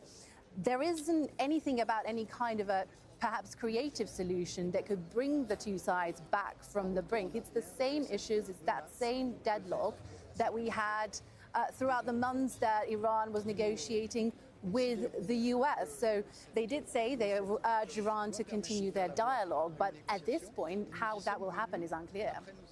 And Milena, from what we caught of the German foreign minister's remarks there, Johann Wadepool, the translator, saying that they had agreed to talk about nuclear and other issues. Is that indicative that there has been some kind of agreement, at least to continue talking? Is that where we think? I know it's a very fluid situation. You're trying to talk to me and listen to those foreign ministers at the same time. But is that where we think things are going? Well, it's very vague, and journalists have been asking whether there has been any progress today. And to be completely honest, the questions have not actually been answered. I mean, what they've been doing for the past several months is talking about nuclear enrichment. Now, there is no detail as to whether either of the sides agreed to move from their positions that they had months ago. It certainly, from this briefing, doesn't sound like any progress was made on that whatsoever. I guess on a more positive note, they are still talking. They say they will try to keep the channels of communication open, but in terms of tangible results, it does certainly seem that today Here's the point that I want to make. When they started talking about how they were discussing with Iran that they cannot have nuclear weapons, they never actually said that Iran has agreed to that point, which makes me believe that they've actually, like, they know that they're trying to make nuclear weapons, and Iran's trying to, like, hearing from the French and continue enriching uranium. We'll let you do some news gathering. I'm sure we'll come back to you. Thanks so much, Milena Veselinovic there in Geneva. Well, Abbas Aslani is a senior research fellow at the Center. They didn't for come out and Middle say, East yeah, Strategic Studies. Iran He joined agrees with us. now We're not live trying to make from nuclear Tehran. weapons. So what do you make of this meeting in Geneva, which has just ended, given what we've heard from the European foreign ministers, at least? Does it give any Sounds hope? like they know for sure. Sami, this is not a surprise that there was not a big progress. However, I think they stressed to continue the discussions. The first round of the talks, were described as a serious and respectful atmosphere by Iranian side. And the two sides tried to express their views on the nuclear matter as well as what is going on in the region, specifically between Iran and Israel. And, Iranian side stressed that diplomacy cannot effectively proceed by the time that Israel stops the aggression. That was one point. And the second point, that's yet question that how much of weight do European countries, carry in this story? How much will the US will count on them and will, respect their views? In addition to that, we have been seeing that in the past couple of days, Europeans are coming from maximalist positions toward Iran's nuclear program and Iran's, let's say, regional policies. So that's why it makes it a bit difficult to make a, let's say, tangible result and to get out of a, let's say, meaningful outcome from these negotiations. But in the meantime, it seems that both sides have been stressing to continue this discussion in future.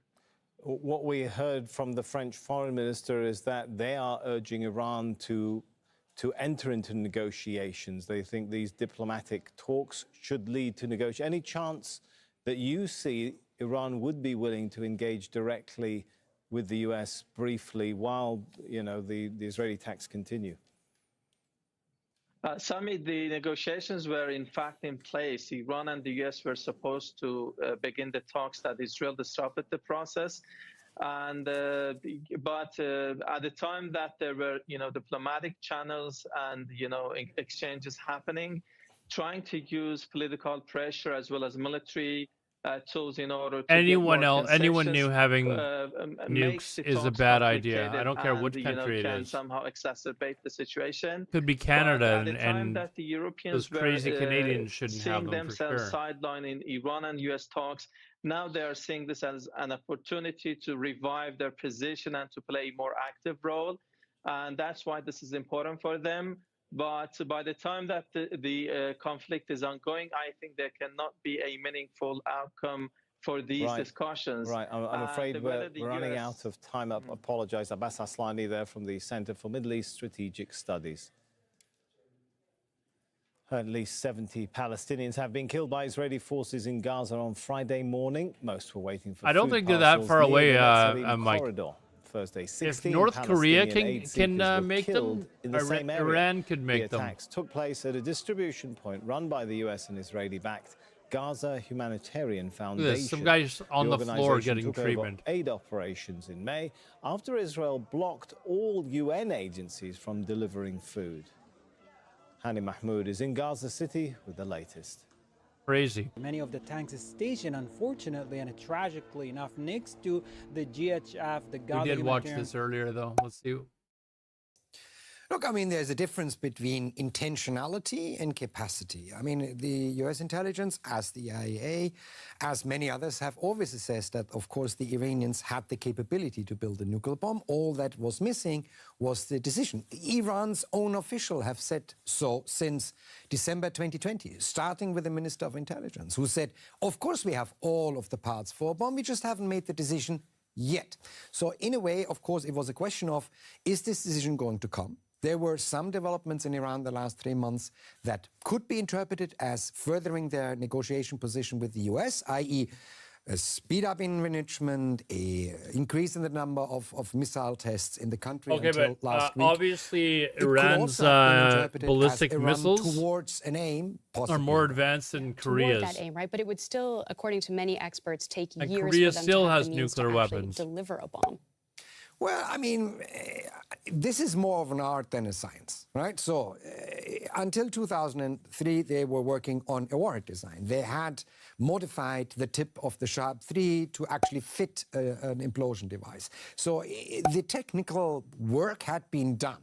It's now a question of, and this is really an art form, how long does it take a country to put the parts together that has never built a bomb before? Are they going to test one or not? He's answering the question for us right here. And you could say it would be months, you could say it could be over a year, but years is definitely no longer the case. I ask this partly because of the timing of There why we're you seeing go. this, which we'll come to in just a few moments. Also because it is a He's very saying months high to a bar, year. right, for U.S. military intervention based on this intelligence and this set of facts. Rima, I hear echoes of Iraq in some ways, as someone who came of age in this political moment. Are we seeing a new but they war still have started nuclear weapons, on though, Mike. false pretenses? Like,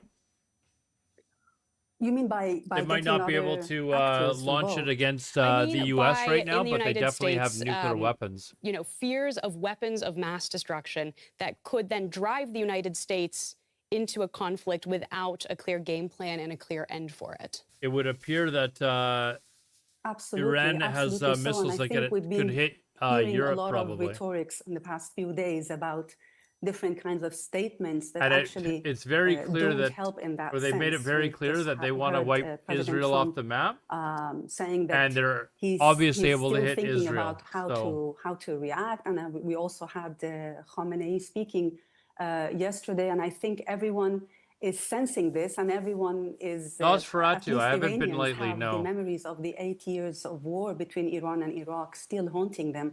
So I think everyone is seeing how different actors are are moving around in this new geopolitics and basically taking a stand. Many people have been talking also about the silence of Russia in the middle I of all think of people have this this as a very strong misconception that ally people in of Iran are Iran. living in like clay huts or something I like think that. in the next few hours we will be seeing many new movements, so to say, which will basically help us to have a clearer picture of what Keep is in mind, happening. they've But also had the definitely Russians threat is helping them there. build their We should say nuclear facts on the ground facilities as changing well. every moment. So by the time everyone watches this, it could be that has already happened, and we have that information. But as we record, Kristen, Like your they've thoughts had here. The help Pentagon with has their been building nuclear up program for American decades. military forces in the Middle East in the past few days. How consequential would American involvement in this conflict be?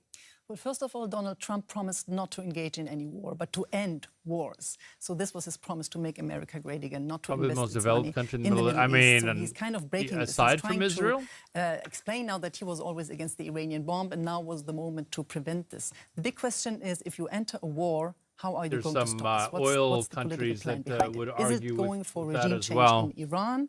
Is it meaning in the end boots on the ground like in Iraq? I would exclude this for now. But the question Dubai. is, if you enter this war, if you go inside, the question is, how do the US want to get out of there? And I see that the Iranian leadership itself has no interest whatsoever to be engaged in a direct confrontation with the US, obviously. So the whole question is, will Trump decide for a diplomatic solution that keeps the regime in place, but dismantles to a large extent the atomic threat and the missiles program? This is what Netanyahu wants. And basically, it's about who listens to whom. Netanyahu listens to Trump, or does Trump listen more to what Netanyahu wants? For Netanyahu, it's a golden opportunity to finish his long years idea and program and aim in the region. Yeah. Well, we will come back to some of those questions as well in just a moment. Let's take a look at the state of Iran's nuclear program more closely. Israel, of course, having made dire warnings that Iran has reached a point of no return in securing nuclear weapons. But as we've heard, U.S. intelligence painting a different picture. So how close is Iran to actually developing a nuclear weapon? There you go. They're going to help repeatedly answering claimed this that its question. nuclear program is solely for civilian purposes. Israel, however, contends that Iran seeks to develop nuclear weapons and has therefore also targeted its nuclear facilities. We struck at the heart of Iran's nuclear enrichment program. We struck at the heart of Iran's nuclear weaponization program. We targeted Iran's main enrichment facility in Natanz. We targeted Iran's leading nuclear scientists working on the Iranian bomb. Israeli military photos show that many nuclear facilities in Iran have been damaged but not completely destroyed. This would require specialized bombs, which Israel doesn't possess. The International Atomic Energy Agency views attacks on nuclear facilities as extremely hazardous. I reiterate that any military action that jeopardizes the safety and security of nuclear facilities risks grave consequences for the people of Iran, the region, and beyond. Hey, hold on. Let's not Experts call each other believe names. that Iran Settle has down. several hundred kilograms of uranium enriched to 60%. However, this amount is insufficient for constructing nuclear bombs. If you think this is Can rave Israel music, Val, thwart Iran's nuclear program? this is like 90s So, rave Hans, music. At this stage, from a strictly military perspective, what do the Israelis need from the United States? What are they hoping to get from the Trump administration? Well, they want the. Well, I mean, it's let's get a back question to of how does- quickly you does want this to Iran be done and have how the effectively capability you to want create this a to be bomb. done. Obviously, with US Get back help, to that. the number of strikes you could do in a day would increase manifold. But also there's a very good technical military reason to get the US involved, and that's the Fordo enrichment plant. Right? It's called the pilot enrichment plant at the IAEA level because it's smaller than Natanz, but it's inside a mountain. And every military expert says, if you're lucky, you can do this with the mother of all bombs. If you're unlucky, you will have to use a nuclear device to actually get into that facility. So that's the one thing where the Israelis neither have the ordnance, the bombs, nor the actual delivery system. That's a B-2 bomber. The only ones who can do that are the Americans. If Fordo stays in place, the Iranians have an enrichment program. And Kristen, we've been circling around this question, but let's come back to it. Why now? As we've mentioned, it seems like this idea of bombing Iran has been around for a really long time. What Yes, is I mean, for happening Netanyahu, it's a golden opportunity because the so-called Seattle? axis of resistance that Iran had built up over the last 20 years basically lies in ruins, with Hezbollah very much weakened by Israeli attacks, with Hamas basically not existing to a very threatening extent, and the regime in Syria, the Assad regime, having been removed last December. So this whole There's a violent threatening potential stabbing. that There's Iran a had shooting. built up is not there anymore. The life There's insurance an in form Iranian of Hezbollah is not there festival. anymore. So they are very much weakened. This was a good opportunity. That's about was it. ready to There you go. from a Stabbing, a obviously from a shooting, Secret and Service an point Iranian position. festival. It was militarily possible. Fairly typical and weekend in then we have Seattle. some internal political arguments here and some external political arguments here. You have the internal situation within Israel, where Netanyahu is under a lot of pressure internally for not taking care about the hostages, not getting them back, but rather implementing his own plan for Gaza to resettle there, to reconquer Gaza, which is met with a lot of protests inside Israel and outside by its own allies. Even Germany, at the end, kind of criticizing the political. I mean, I military, think we're going to find out movements of Israel in Gaza. So this is a way if this is a to big kind nothing of close burger the or ranks not. internally with the population. Eventually, we're inside going to find Israel out. and externally with the It very seems important as allies of though Israel. German Chancellor Friedrich a Merz lot having of criticized the what's happening countries in Gaza, but also having recently said, praised Israel's attacks on Iran, saying that now it was doing believe the that they were dirty trying to work make for everybody else. nuclear weapons. Shani, what do you But they're just make not of this sharing that dynamic? evidence. Well, it's interesting. It shows you a little bit about a timing, how Israel within a week turned from almost a pariah state to a very cherished one, where it reminds also the world, not just You're welcome, the neighbors in the Middle East, but also other people in the world, the mightiness of the Israel. And You're what Israel welcome. has always seen as a very key pillar of its defense, which is deterrence, that it's reacquiring now by showing this strength, to the point, and we were discussing Trump, that even the Americans are actually falling in the charms of the Israel offensive, saying, well, they're so successful. It seems like our risk here, if we do join, is so minimal that maybe it's worth it Is the for us to come and sort of bunker cut the busting ribbon bombs not almost considered on a this attack that tactical Israel has nuke, is it? orchestrated, and we have only given the Or is last it? finishing I don't think it boot is it? and get enough credit for that. But the hesitation on the American side is because they're not quite sure this is only that there's left. It's not quite clear how much of the work has been done, and there's always the fear of, as Kirsten said, you go in, you don't really know how you go out. And Israel, as we're seeing in Gaza, is very weak on exit strategies, and this is exactly the What's American the point of fear now of 60% being enriched dragged into uranium? something much Apparently, it greater doesn't than take seems much right to now. go from And 60% Rima, do you see it to the same way 3 as to that this 5% could or possibly whatever. be opportunistic for the Or, Trump to administration? go- I mean, to it go sounds from, like Trump warmed up 60% to to the weapons idea grade. of military intervention after Israel's There's initial a point attacks where and seeing the them only as what reason you're he enriching sees it as any a further is success, for that this could be weapons. something that he could help take credit for.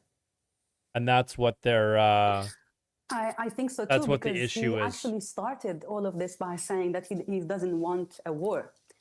I think that's what the Israelis found out, was that they were enriching far beyond what they needed for themselves, without it being for weapons. Seeing how this is changing, actually within hours, it changes, and it kind of gives the impression.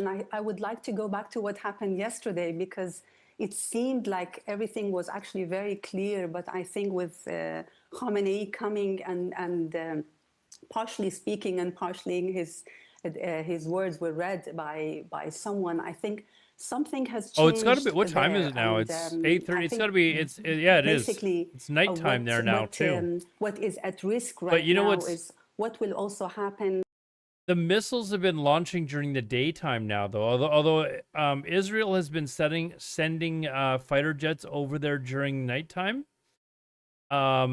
which we don't ever get really much video from, and then the Iranians retaliate during the daytime, like Is so, or at least it early doesn't to show late like morning. that. Yeah. Yeah, so that meeting on Friday, of course, this news that foreign ministers from the UK, France, and Germany are going to be meeting with Iran's foreign minister in Geneva. And Rima, I'm just wondering if you could just elaborate a little bit on The fight what you is mean by a continuing. change in thinking in Iran. And Where do you think it is positioned at see if a this deal very is gonna be moment, made between, regarding its appetite for war? Israel and the Europeans, anyways. Well, let's see what happened just now with the attacking the hospital in southern I- Israel, for example. Let's see what this is about. U.S. economic ties were so strong that most commercial sectors were unwilling to deal with Iran, and European governments were unwilling to do anything in terms of a state-to-state level that was of meaning to Iran. So Europe lost its economic influence as well. And finally, Europe was important because of its ability to put red lines on Israeli military action.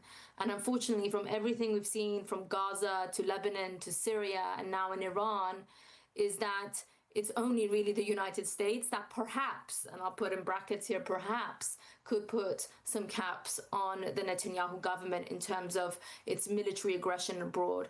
And so here, I think that it's going to be really key to see what comes out of this E3 meeting. I think it's positive they're doing this. I've been encouraging them to have this dialogue with They have the a Iranian harder foreign time. minister for some time. I also think that But the key is, explosions are are. these coming with very little leverage to present I mean, Iran you're probably right. on zero enrichment, or are they coming But I with also an think open that the mind to creating explosions are an that much off-ramp, more which both the US useful can as take far as and propaganda Iranians can goes. take, a creative solution to avert the US engaging in Because war ever with since Iran they've started that will doing this, you've seen like their very, very bad, propaganda not just for machine going Iran, but crazy. also for the United States, and it will be Europeans that are left picking up the pieces. We'll get on to that possibility of Europeans picking up the pieces shortly. But Peter, Trump pulled out of the JCPOA because he wanted to create a deal of his own, didn't he? I mean, that was bigger and better than that of Barack Obama, something he hoped he might possibly win the Nobel Peace Prize for. The people on although TV that said the ship U.S. seems might to have use a sailed. tactical I mean, nuke Peter, if the bunker buster what isn't have enough. European diplomats been doing? Yeah, I think the since world Trump would absolutely exited the deal fucking to blow up avoid if this almost worst case they use scenario it, that we're even in if they right just now. use a tactical nuke. I think like that is going Well, way Europe beyond has what tried to sort of keep up appearances for a bit, would be but then acceptable. it became clear that this deal was basically dead. Israel had always been quite critical towards it, as I understand, because they feared that civilian nuclear use would make it way easier and way quicker for Iran to get to a nuclear bomb. Now we are where we are. Israel has clearly taken the opportunity of the weakness of Hamas and Hezbollah to take action against Iran. And what you now see is, I would say, divisions within Europe. The German Chancellor, he was, I would say, quite close to the position of Israel in his initial reaction, as you also showed in your segment. The French president, Macron, is a lot more guarded. He has warned against regime change. And I think ultimately this is something where European leaders will definitely agree. As much as they loathe the Iranian regime, as much as they want the European hostages that Iran is holding to be released, they understand that chaos in Iran may be much worse than the pretty nasty regime that we have there today.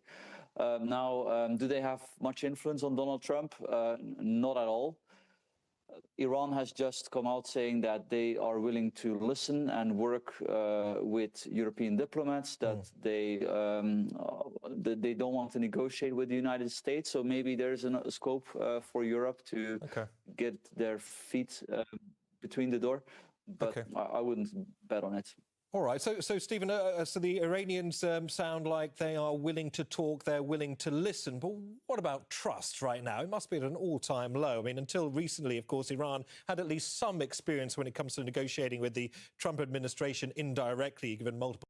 I mean, if they've started trying to make nuclear weapons, why is it the Iranians have lack of trust? State was being duplicitous, simply playing good cop, bad cop to Israel.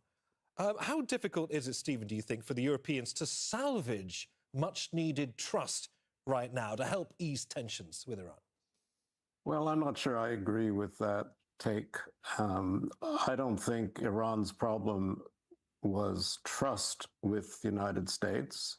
Iran's problem was the United States was making a demand Iran didn't want to accept. I mean, that's not about trust, that's about negotiation.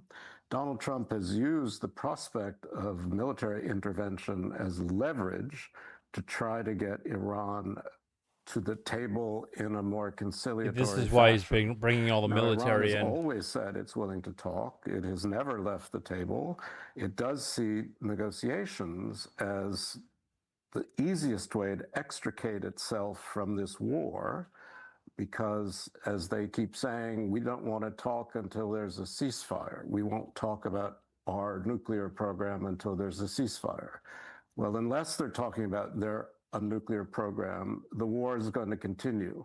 So I don't really think it's a matter of trust. I think the Iranians really are, in this case, misjudging both the Trump administration and even the Europeans. The Europeans want to be helpful, but the Europeans have Probably no off probably switch from for the Mossad. war.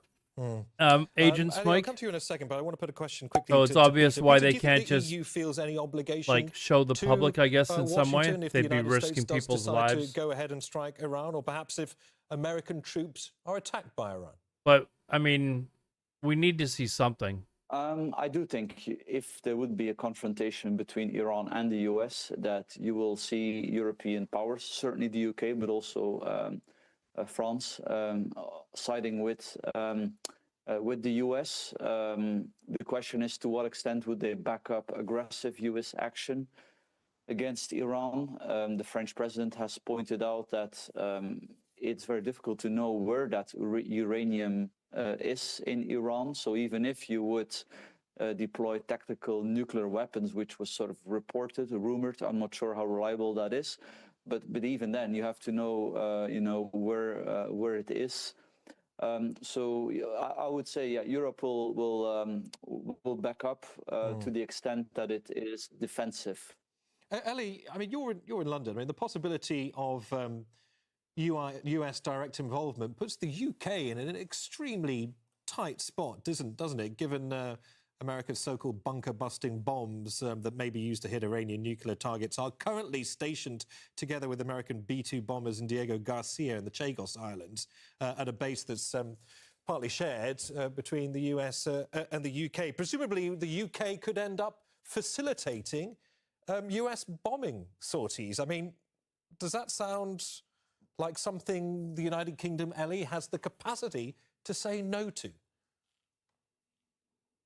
I think you bring up some good points. One is that, the UK really doesn't want to be in this position right now. They would much rather not have the US be dragged into this conflict. I don't think anyone wants to be in this position right now. Very, very difficult position of having to decide whether to say yes and engage in this and put the UK troops at risk, not just in the direct operations, but across the Middle East region. Secondly, this is all coming at a time when European leaders have been trying to put more focus, both militarily and politically, on the war in Ukraine. And this is all one big distraction from what they wanted to achieve in Ukraine, especially the UK, that was trying to be one of the forefront countries regarding both the military backing to Ukraine and also the political track underway. So this is going to really absorb a lot of resource and attention. And thirdly, I would say that there is already real echoes across European capitals of,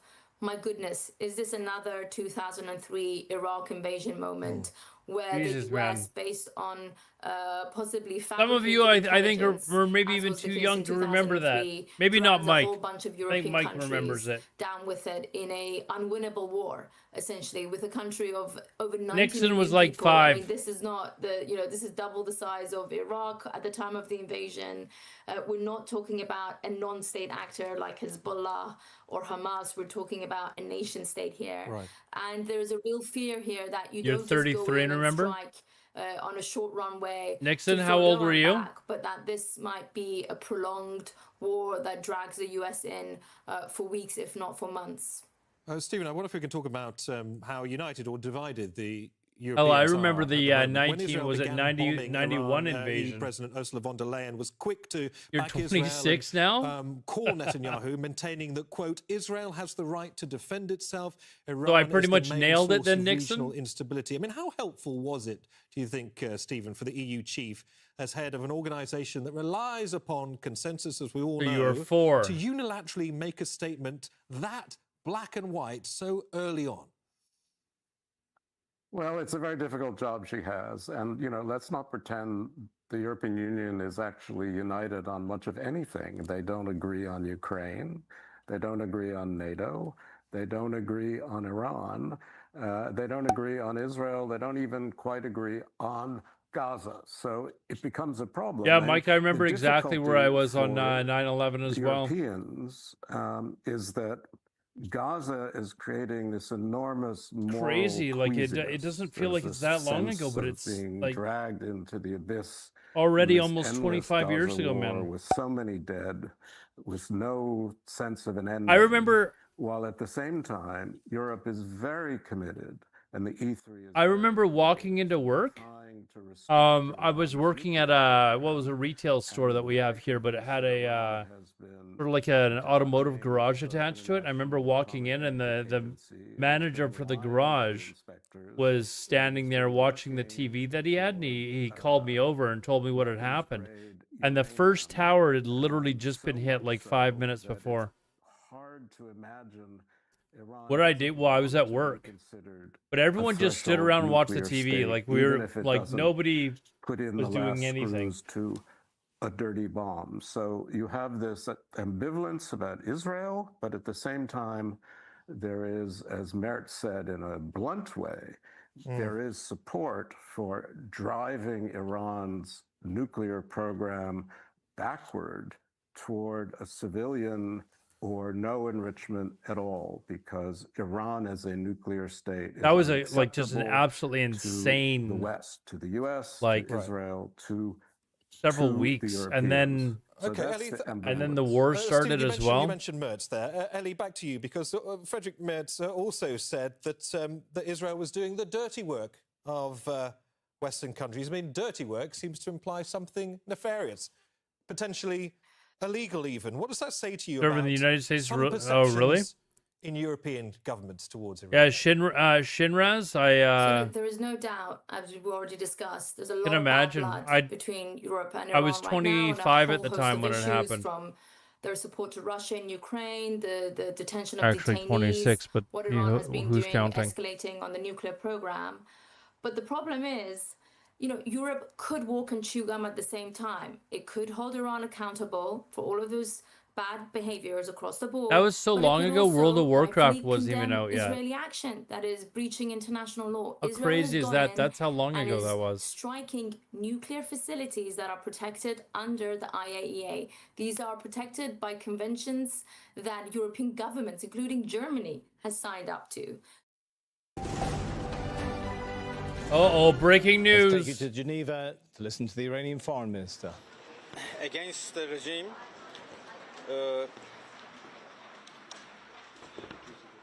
and we will continue to do so as long as the atrocities continue, and the regime would stop the aggression and ensuring its non-reoccurrence. Iran's nuclear program is peaceful and has always been under the IAEA safeguards and monitoring. Hence, armed attacks against safeguarded nuclear facilities by a regime which is not a party to any WMD treaties is a serious crime and violation of international law. In this context, I express grave concern on non-condemnation of these heinous attacks by E3 and EU. Iran is ready to consider diplomacy once again, and once aggression is stopped and the aggressor is held accountable for the crimes committed. In this regard, I made it crystal clear that Iran's defense capabilities are not negotiable. We support continuation of discussion with E3 and EU and express our readiness to meet again in the near future. So you don't talk to the US? You don't talk to the US? Okay, so we caught the tail end of that. Did he say that? Did he say that they were going to stop aggressions for the time being? Iran is ready to consider negotiations once hostilities end. Okay, Iran's once hostilities defense end. capabilities, however, are non-negotiable, but Iran expressing its readiness to meet again in the near future. The words there of the Iranian Foreign Minister Abbas Araghchi. He was speaking after that meeting with his European counterparts, the foreign ministers of the UK, France and Germany, as well as the EU foreign policy chief in Geneva. I believe we have there also Milena Veselinovic. She is in Geneva, where that meeting was taking place. So listening to that, I guess the first obvious question, Milena, it doesn't sound like there was a breakthrough at this point, right? There's no breakthrough on uranium enrichment or some of those sticky issues. That's right, Sami. It doesn't sound like there was any breakthrough or even any progress. Hearing about Araghchi, the Iranian foreign minister, he is basically reiterating what has consistently been the Iranian position. He is condemning the attacks on their nuclear facilities and attacks on Iran by Israel. If he's agreed that they're, I mean, is he basically saying that they are their ability to make nukes for defense is non-negotiable? Non-negotiable, perhaps hinting that He's going to talk about it. that request by the Western nations for Iran not just to not enrich uranium on its soil, but also to curb its ballistic missile program. So it really sounds from hearing all of that the two sides have really not met anywhere in the middle or anywhere close to it, coupled with the statements that we've also had. Sorry, it's very busy here, as you can tell. Lots of security personnel. It sounds like they are. Coupled with what we've heard already from the. It sounds like Iran has basically said, "Listen, we're going to make weapons grade uranium for weapons." Because all they have to say is, "We're not using it for weapons. Come check," and that should be the end of the negotiations, right? We agree we won't use it for weapons. Come check, and that should be it. Why are these if these negotiations are taking so long? It's because they're not agreeing to that. Two sides, a complete polar opposite, and that not a breakthrough, but not even much progress. Why did they hit Lebanon? Apparently, that was for they were attacking Hezbollah now, US President targets Donald there. Apparently, Trump they're trying to rearm. Had that self-imposed deadline of 2 weeks that he said he would give diplomacy, 2 weeks that he could either expand or shrink, and it will be like just come out and say, all right, we're not going to use the uranium for weapons. We agree we're just going to use it for energy. Come check out our facilities, and this should all be over. So the fact that this isn't happening tells me that they're not willing to agree to do that. Iran, a move that could have wide-reaching and long-standing implications on the entire region. I think the seriousness of that is not lost. And from the fact that if you have weapons-grade uranium, you're pretty much. I mean, there's only one reason to keep enriching the uranium past a certain point, and that's for weapons. The hours of discussion. Right. So why are they not just coming and saying, okay, listen, we're not going to.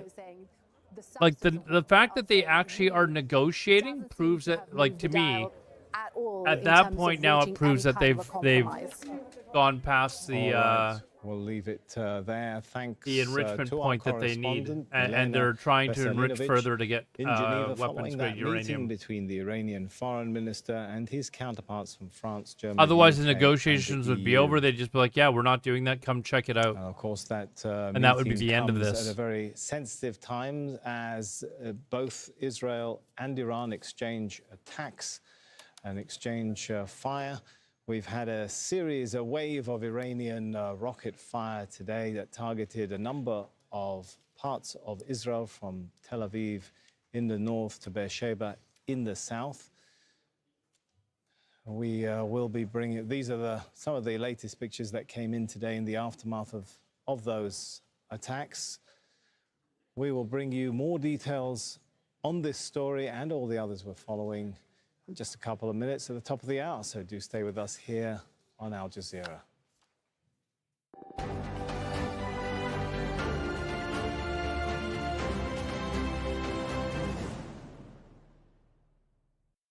As international alliances shift, where does the global South stand?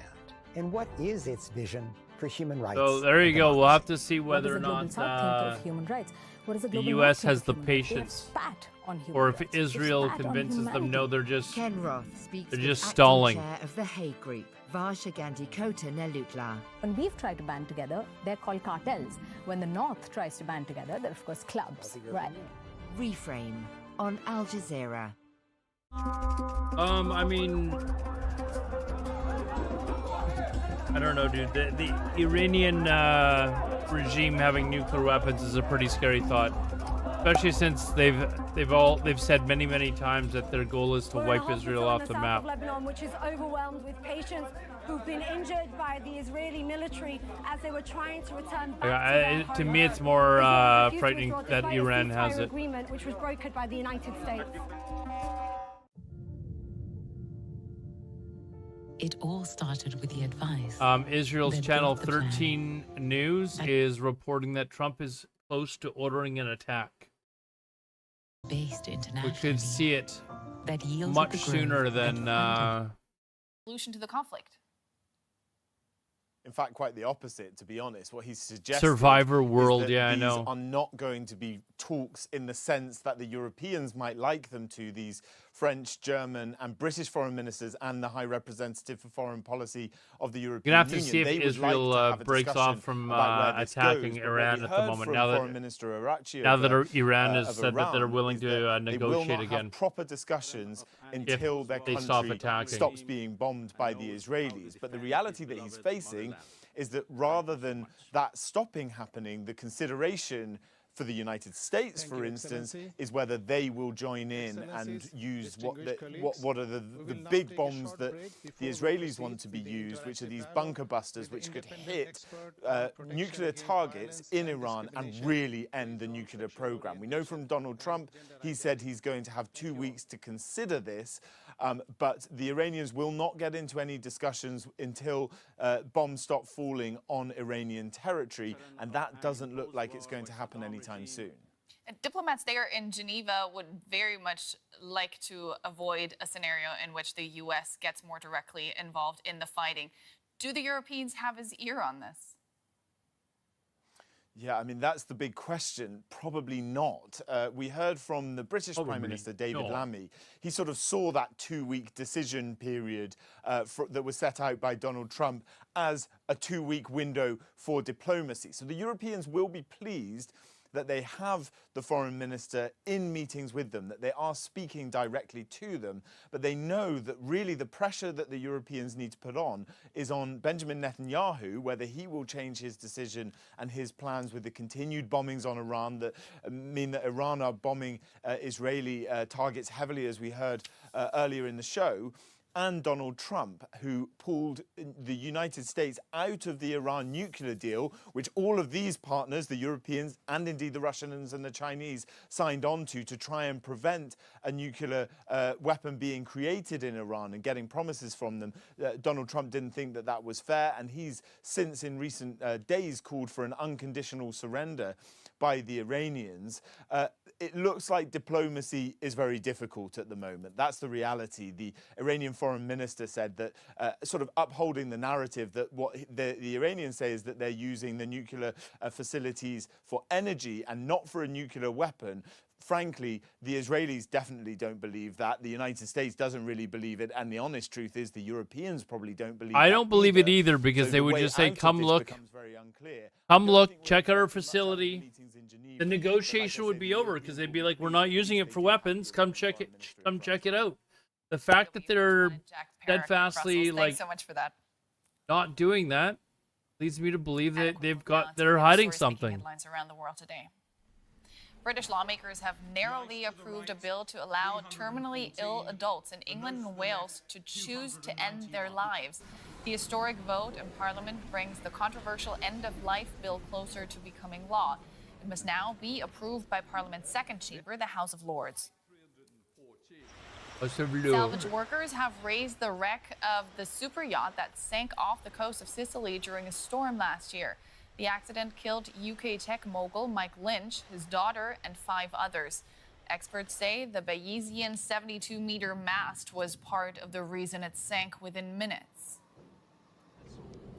A U.S. appeals court has ruled that President Donald Trump can retain control of California's National Guard. The state governor has challenged the use of troops to quell protests over The fact that they're not willing to just say, "Hey, come look at our 4,000 National Guard look at our troops facilities." to the city against the wishes of California's Governor Gavin Newsom. Ukraine's successful attack on Russian air bases earlier this month has prompted some other governments to question their own ability to resist a wave of attacks from the air. NATO is trying to learn from Ukraine's action as drones play an increasingly important role in national defense strategies. Don't stay on a boat that's Spider's Web sinking. Earlier this month, one of Ukraine's major military successes. Small, cheap drones taking out billions of dollars worth of Russian bombers. The U.S. took notice, ridiculous. Congress questioning the Secretary of Defense. I'm very worried about our air bases where we have secure assets. Mr. Secretary, Missiles are in the air? Uh-oh. If they were to have a similar attack? We're certainly very focused on that, ma'am. And we're learning every day from Ukraine. Pete Hegseth is just... The war in Ukraine has already been transformed by drones. One Ukrainian commander said drones account for at least 60% of enemy Russian casualties. Defense is a major focus. U.S. and NATO air bases hold high-value targets like fighter bombers. The commander of Ukraine's drone forces gave a dire assessment of their vulnerability earlier this year. From what I see and hear, not a single NATO army is ready to resist the cascade of drones now.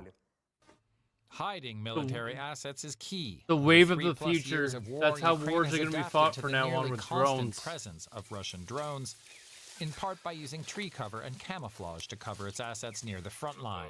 It's also developed capacities to jam Russian signals and track enemy drones. There's also a proposal within NATO Yeah, to that's use the one that drones was as an bought early on warning and Facebook. deterrent force Damn, on I borders. didn't. NATO countries that I didn't border get my Russia, bid in fast Estonia, enough. Latvia, Lithuania, Finland, Norway, and Poland have proposed a Baltic drone wall, shown here in red, a system of drones, sensors, jamming, and tracking equipment. On offense, drone capabilities depend in large part on production.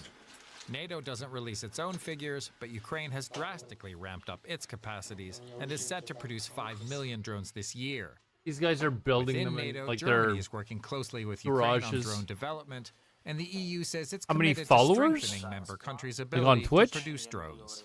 I don't know, Testing like in the real world is also key to 14,500 or Ukraine's success something. with drones. Its prototypes are sent onto the battlefield immediately and tested against Russian capabilities. The army then quickly Less integrates since I those started results streaming in this its stuff. production. Training is crucial. NATO has run a long simulation drill this year to train on drone warfare and has a dedicated learning center in Poland to learn lessons from I do not Ukraine remember and that, implement but- them fast. Denmark has also sent its own troops to Ukraine to learn drone warfare tactics. However, NATO is a large alliance that requires coordinating 32 countries. With drone warfare changing by the week, that makes planning for the future even more difficult. And finally, gas workers in Peru made a surprise discovery I while could installing pipes I could in get the a capital, BT. Oh, Lima. right, all They right, let's go, uncovered guys. An ancient tomb with a $206, chat. Let's go. Archaeologists say the remains are of a boy aged between 10 and 15. Next to him were a collection of decorated ceramics, typical of the regional culture, dating back to the 11th century. And that's all from the news for now. Coming up after the break, a DW documentary tells the stories of survivors of the genocide carried out against the Yazidi people by... Well, it's going to be interesting to see whether or not on its soil, something Israel continues to attack, because Iran has laid down the what they require. So if Israel keeps attacking, then Iran's not going to sit down. So space now to see. I guess the ball is whether in the US will Israel's join, court now. Israel, when it comes to attacks on Iran, a decision that could have I've profound expanded? effects on the Middle East, in a wider Middle Eastern region. Of course, all of the diplomats today said that they are keen to continue talking and continue a dialogue, but certainly on Friday in Geneva, it does not seem What do you like mean, much was Mavo? achieved. All right, well, thank Milena. Lots Let's of go love. to Well, I've got Tawhid the Asadi live in the feeds Iranian for capital, Tehran for us. And Ukraine up Tawhid, let's as well, start with because the there's been a talks ton of which were stuff happening going and up taking there. place But there in Geneva. We heard from Abbas Araghchi this line. Major that he drama was saying alert. Iran is ready to consider negotiations, but only once hostilities end. Is that an indication that Iran is not ready at this point to sit with the US and talk?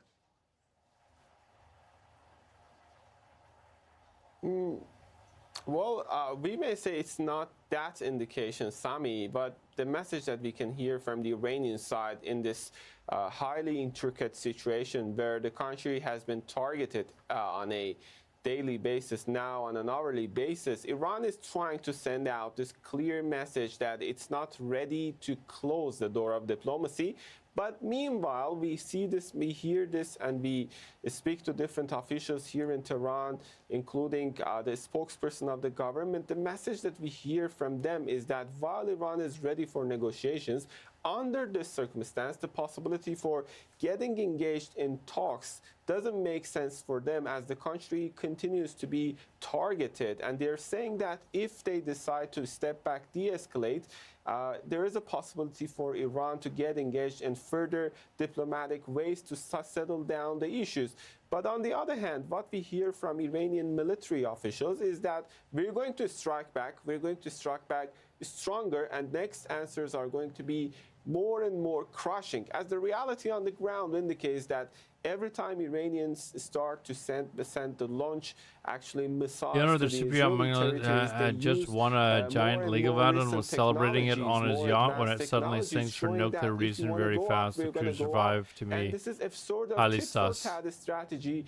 Everything these Diplomatically days is speaking, highly and also sus, when we man. come to the Everything military these days sphere, is highly we sus. see from the Iranian side there in Geneva, we heard the same statement from Iranian Foreign Minister Abbas Araghchi, also the spokesperson for the government, the president Masoud Pezeshkian, and other officials are saying the same, that we're going to continue our, let's say, retaliatory actions. And today we heard this statement from IRGC about the 17th wave of Iranian missile and drone attacks Mike suspects targeting Israeli Mossad. territories. Then again, we can see this, and it could be implied that they're saying the Israelis are continuing and we're going to continue. Under this circumstance, Iran is trying to say that diplomacy is still an option there. But what we hear from them is that we were already involved in negotiations with the United States. There was supposed to be a 6th round of talks between Washington and Tehran, indirect one in Oman. And also, we were engaged in talks with Europeans, but all of a sudden, Board of Governors of IAEA adopted a resolution. A day after that, the Israelis started their attacks. And Iran, in this regard, says that, speaking of that resolution, it was drafted, supported, and let's say adopted with a strong support by the Americans and these 3 European countries. I will Araghchi be says, interested "I'm to there see in whether or Geneva. not Israel continues its attacks. Because if as like as long as they keep pushing the attacks, and the Israelis probably know this, if they just keep attacking, they don't have to worry about Iran negotiating its way out of this, right? So it'll be interesting to see whether or not Israel allows. All right, thanks so much, Tawheed Asadi there. Now, it's Let been me, a week since Israel launched a wide-scale attack on Iran, with both nations exchanging strikes every day. They're just constantly striking back and forth. Eventually, someone's got to stop striking next, right? Some made impact in the cities, Look at that explosion. That's crazy. Tel Aviv, as well as the Negev I have desert. that one here now. At least 17 people have been injured. Bernard Smith joins us now from Amman. He's reporting on. Yeah, anyways, let me just read this.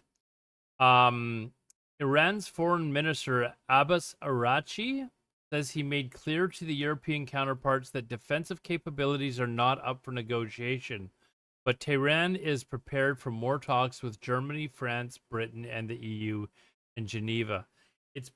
Seems pretty clear now that they did have something to hide. Because if they didn't have something to hide, there'd be no more negotiations. They'd just be like, yeah, okay, come look at our facility. We can show you that we're not doing anything.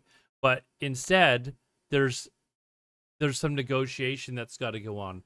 So the other countries know that they've got stuff. They've probably got some sort of proof that isn't available to the public. And that's what Iran is negotiating. If they weren't doing anything wrong, they'd just be like, fine, just come look at our facility. We're good. and that would be the end of it. So obviously there's something there. So we'll have to wait and see. And also we're going to have to wait and see, since Iran has now said that if Israel stops attacking, then they're prepared to talk. It'll be interesting to see if Israel actually does stop talking and want to have discussions, or are they going to continue to attack because they don't want those negotiations to take place? That makes sense.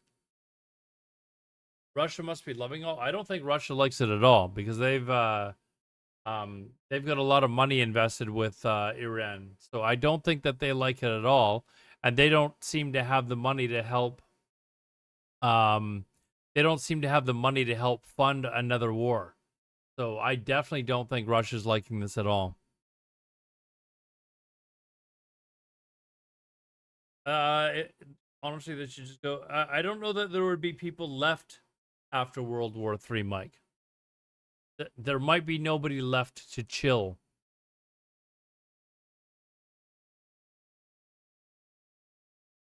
And Iran has apparently they no longer support, or they no longer supply them with drones, CMAC, because the Russians are able to make the drones themselves. But they did at the beginning of the war, yeah. On such an enemy, we must be ready for a prolonged campaign. All right, thanks so much to Bernard Smith. The US president has been briefed on Iran during a national security meeting at the White House. It comes a day after Donald Trump said he'll make a decision about US action in the Israel-Iran conflict within 2 weeks. Let's go live to our White House correspondent, Kimberly Halkett. So, Can't Kimberly, believe we're getting World War III before GTA 6, meeting, I know. as well as how what happened in Geneva might be going down with the Trump The Chicago Bears administration. might win the Super Bowl before GTA 6 as well. The U.S. president wrapping up that meeting, and we know that from that meeting has emerged further evidence that the United World War States IV will is be fought with continuing to sticks and have, stones. some sort of contact with Iran. The White House press secretary on Thursday confirming that there had been continuous communication between Iranian representatives and the Middle East envoy Steve Witkoff. We know that has continued today, and that he has been active in many of these meetings. The White House not revealing what has emerged from the meeting, but I can tell you it has pushed the president's Deja schedule Blue, if you're somewhat. leaving, He was set peace to to you as depart, well. See you. At the top of this hour when your show started, At least I managed to get rank 14. You can to die in leave and peace. depart on Marine Did you just One, recently do but that grind? He has since delayed that. So we know that there are things going on, including that the president has been keeping I'm an not eye interested in on doing the that talks in again. Geneva, given the fact that he has issued this 2-week deadline, essentially giving Iran the choice to make an agreement or to face further action, potentially even military action from the United States, along with Israel. All right, thanks so much. Kimberly Halkett there. Well, I'm not really planning on playing Charles WoW Kupchan anytime is a soon, senior and fellow I just at generally the don't have Council the on Foreign time. Relations. He served as a senior director for European Congratulations, Affairs at the Hutch. National Security Council in the Obama administration. He joins us now from Washington, D.C. Good to have you with us. So we've heard there from the Iranian foreign minister, the European foreign ministers. From everything that we've heard, is there any indication at all that the U.S. might consider leaning on Israel to stop the strikes, to give a chance for more negotiations? This is what I was talking about just earlier. He would be willing to do if Israel stops the strikes. Will the U.S. pressure Israel to stop strikes? I don't see Trump leaning on Israel to pull back on the strikes. On the contrary, I think in Trump's mind, Israeli strikes against Iran are part of the coercive diplomacy that he sees as getting to an acceptable endgame. So this 2-week pause, I think, is an opportunity for the United States to show force. That we hear they're sending more aircraft, What class did you do it on, naval Hutch? vessels to the region, open the door to negotiations, both Iran, Europe, and Iran with Witkoff, to see if we can't get a diplomatic solution here. But I see no real prospect of Washington asking the Israelis to hold back. In fact, I would say, if anything, they're going to encourage them to keep up the pressure. Does it seem as well, though, that the Iranian position is not softening under all of this After pressure. Hutch answers the question, I'm going to tell you guys what one of the saddest things are not on the table, which one assumes means the you could missile possibly imagine. program. I'm going to tell you a really sad story. You know, I don't think Iran has Hutch, a what lot class of good did you do it options on? at this point, in the sense that Israel has effective control of the airspace. Maybe he Israel left. is taking Got his punishing congratulations strikes and then against bounced. energy infrastructure, against military targets, against nuclear enrichment facilities, not including Fordo, because I don't think the Israelis have that capability. But Oh, on a I Hunter, don't think okay. Iran really has the ability to say, 2 weeks I'm "We're afraid to not pull the gonna trigger. talk as Pause. long as Chief we're Taco getting of the hit." USA. In many respects, I think the regime has its backup against. Okay, here's something really sad that I'm going to tell you guys about, okay? This is extremely sad.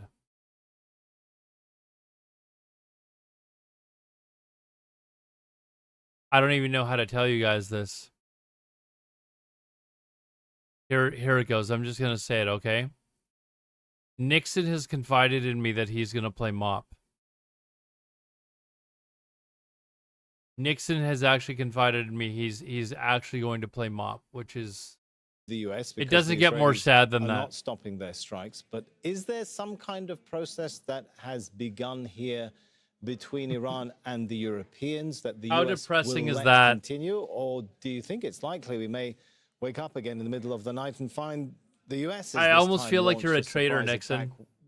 As the Iranians and Europeans were beginning or getting ready to talk. Oh, it looks like Net You know, I think and it's useful to have Yahoo is multiple about to lines talk. of communication. I think it's good that the Europeans are talking. If you guys to the weren't here Iranians. last night, somebody was using speech to text to talk and chat, and it came up as Netin and Yahoo, like Yahoo the want website. to go to war. It's funny. You know, the hawks in the Republican Party either weren't brought into the administration or they've been fired. The America First wing is ascendant. The America First wing doesn't You've never want done it the before? Was United it worth States it? to get involved in another war in the Middle East, or really another war. I did it during anywhere. Classic So I think release Trump is, in on many a mage, respects, and giving time to find a way to get to an end game short of a U.S. entry into this war. That having been said, I thought would take Trump at face value when he says Benjamin that he is and not Yahoo. going to let Ukraine, Iran get a nuclear weapon. And I do think that Charles, if I could jump in on Oh, that point, I thought they were going to say Benjamin and Yahoo is about to talk. Republican base, would it exacerbate I just want to divisions flip through and between see the if more somebody else conservatives is. and the MAGA loyalists? It looked like he was stepping up to the mic. I do think it would exacerbate those divisions. That having been said, when the United States does go R14 to war, on a we tend majors to and get a achievements, rallying C-Mac? around the Have you ever got flag. R14 And I think in or some rank 14 respects, on Trump any has class? drawn a red line here. And if in 2 weeks we don't have some kind of breakthrough No. diplomatically, I would You have to expect be the higher than United level States 7 enter the to war. rank C-Mac. All right. Thank you for your analysis, Charles Kupchan, Senior Fellow at the Council on Foreign Relations. Now, the UN Security Council has held an emergency session on the Israel-Iran conflict. Iran's ambassadors warned You have a Tehran real will life, you continue to say. act in self-defense He has a against real life, Israeli chat. attacks. Iran has exercised its inherent right to self-defense under Article 51 of the UN Charter. Our response have complied fully with international law, including humanitarian law. We have taken all necessary precautions to protect civilians. Iran will continue to exercise this right as long as the Security Council fails to discharge its primary responsibility under the Charter and until the Israeli aggression is fully and unequivocally terminated. Israel's ambassador used his address to claim Iran is building its capability to Man, produce if- weapons to threaten Europe and the Yesterday, I was like, we haven't seen any it could be Brussels. any proof, Soon, it could be Boston. and now it seems like Iran it's is pretty rapidly clear that expanding Iran its was ballistic missile arsenal. doing some Today, dirty its stuff. longest range missiles can travel over 2,000 kilometers. That already puts Eastern Europe in range. But Iran is not stopping there. Iran is developing missiles This is with a Arnold range of over Schwarzenegger's younger 4,000 brother, by the way. kilometers. That would place every European capital, London, Paris, Berlin, Rome, within striking distance. The interim U.S. ambassador to the United Nations also spoke during the meeting, but made a slip of the tongue accusing Israel of creating chaos across the Middle East before correcting herself. Israel's government has also spread chaos, terror, and suffering throughout the region. There's a clip that's going to last forever. Iran's government has also spread chaos, terror, and suffering throughout the region. Marwan Bishara is Al Jazeera's senior political analyst. He joins us now from Paris. Marwan, a lot to take in there. But can we start with Geneva before we get into slips of the tongue in the Security Council? What we've heard today, is that indicative that what the Europeans didn't go there to try and talk about how to end these Israeli strikes, and they went there simply to try and convince Iran to resume talks with the US under fire? Why do I think Iran is so dirty? Am I right? Because if it was only about them not having like weapons grade uranium, they would have just said, come take a look. You're more than welcome to come take a look. There would be no need for any negotiations. And they just say, come take a look. And the fact that this is not happening shows that they're hiding something. There'd be no need for negotiations. They'd be like, yeah, we don't have anything to hide. Come take a look. We cannot allow Iran to have nuclear weapons. You know, this is why are they like, oh, we got to have negotiations? Negotiate what? They have to go back under fire. You're either you're either only enriching it to a point where you can use it for energy supply, which is what they had said they were using it for, and any enrichment beyond that is for weapons. So if you're not doing that, just okay, let people come in and take a look, mediate or what have you. So Lamy did make it sound like that, unfortunately, and at that maybe Iran is bluffing. The bottom line, has the clock moved? I don't think it's going to deter the U.S. from attacking. If the U.S. thinks that they've got uranium for weapons, they're going to drop the bomb and say enough of this shit. Thing, right? If you heard you made a mistake, Macron, now we're just going to destroy your entire facility. When he left Canada, the man sounded like a Chirac. For our viewers around the world, something like Chirac, sounding like the French and the German position at the time before the 2003 Gulf War, when the Europeans put the Americans on notice that, first of all, we would veto the UN Security Council, two, that they are totally not on board with American invasion of Iraq. Macron sounded very much like that the last 48 hours. That's why he got under Trump's skin by saying, we do not approve, we reject the idea of regime change in Iran. Israel stopped bombing when Iran is a parking lot. We think we should give diplomacy a chance. The United States needs not get involved militarily in Iran. There's a time for the ceasefire. We'll see. France, in as far as it represents more or less a consensus, usually, along with the Germans, sounded quite reasonable. And that's why we were encouraged by the meeting in Geneva. But again, I'm not sure anymore if the Europeans are united on this issue.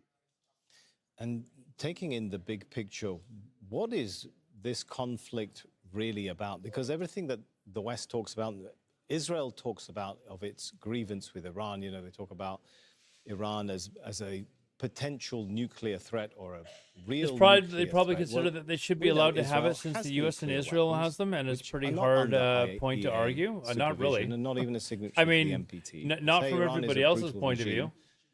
Israel stands accused at the ICJ of Do you genocide. want Iran to have 36 nukes? UN special experts Your say answer is it's no, then committing it's not too genocide. hard to argue.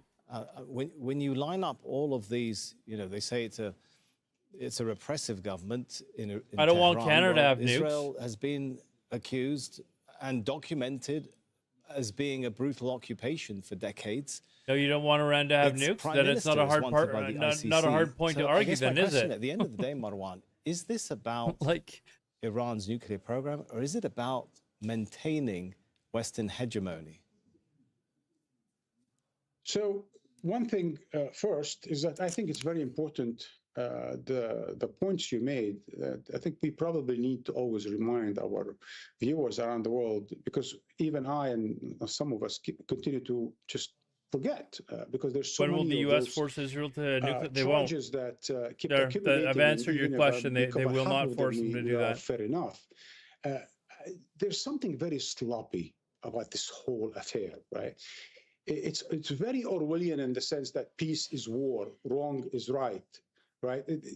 Israel is so much genocidal, so much the aggressor, so much the aggressor also on the question of Iran, and yet sort of the tables are reversed. So that's one thing. But to your question about the bigger picture, I think there are two important ones. You just alluded to one of them. It seems to me that nowadays, when it comes to Israel, especially when it comes to Israel, it's always the West versus the rest. The West versus the rest. When I say the West, not everyone in Europe, not everyone in the West.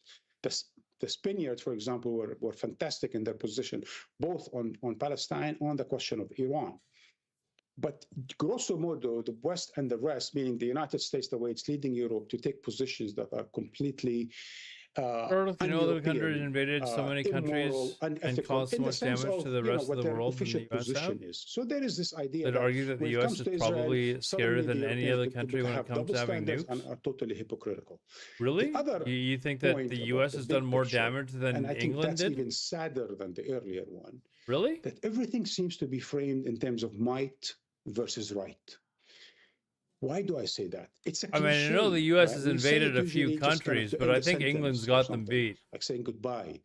But in this very particular situation, the past 2 years and the past week, we are very much in the midst How of many this countries logic has of the U.S. might invaded? versus right.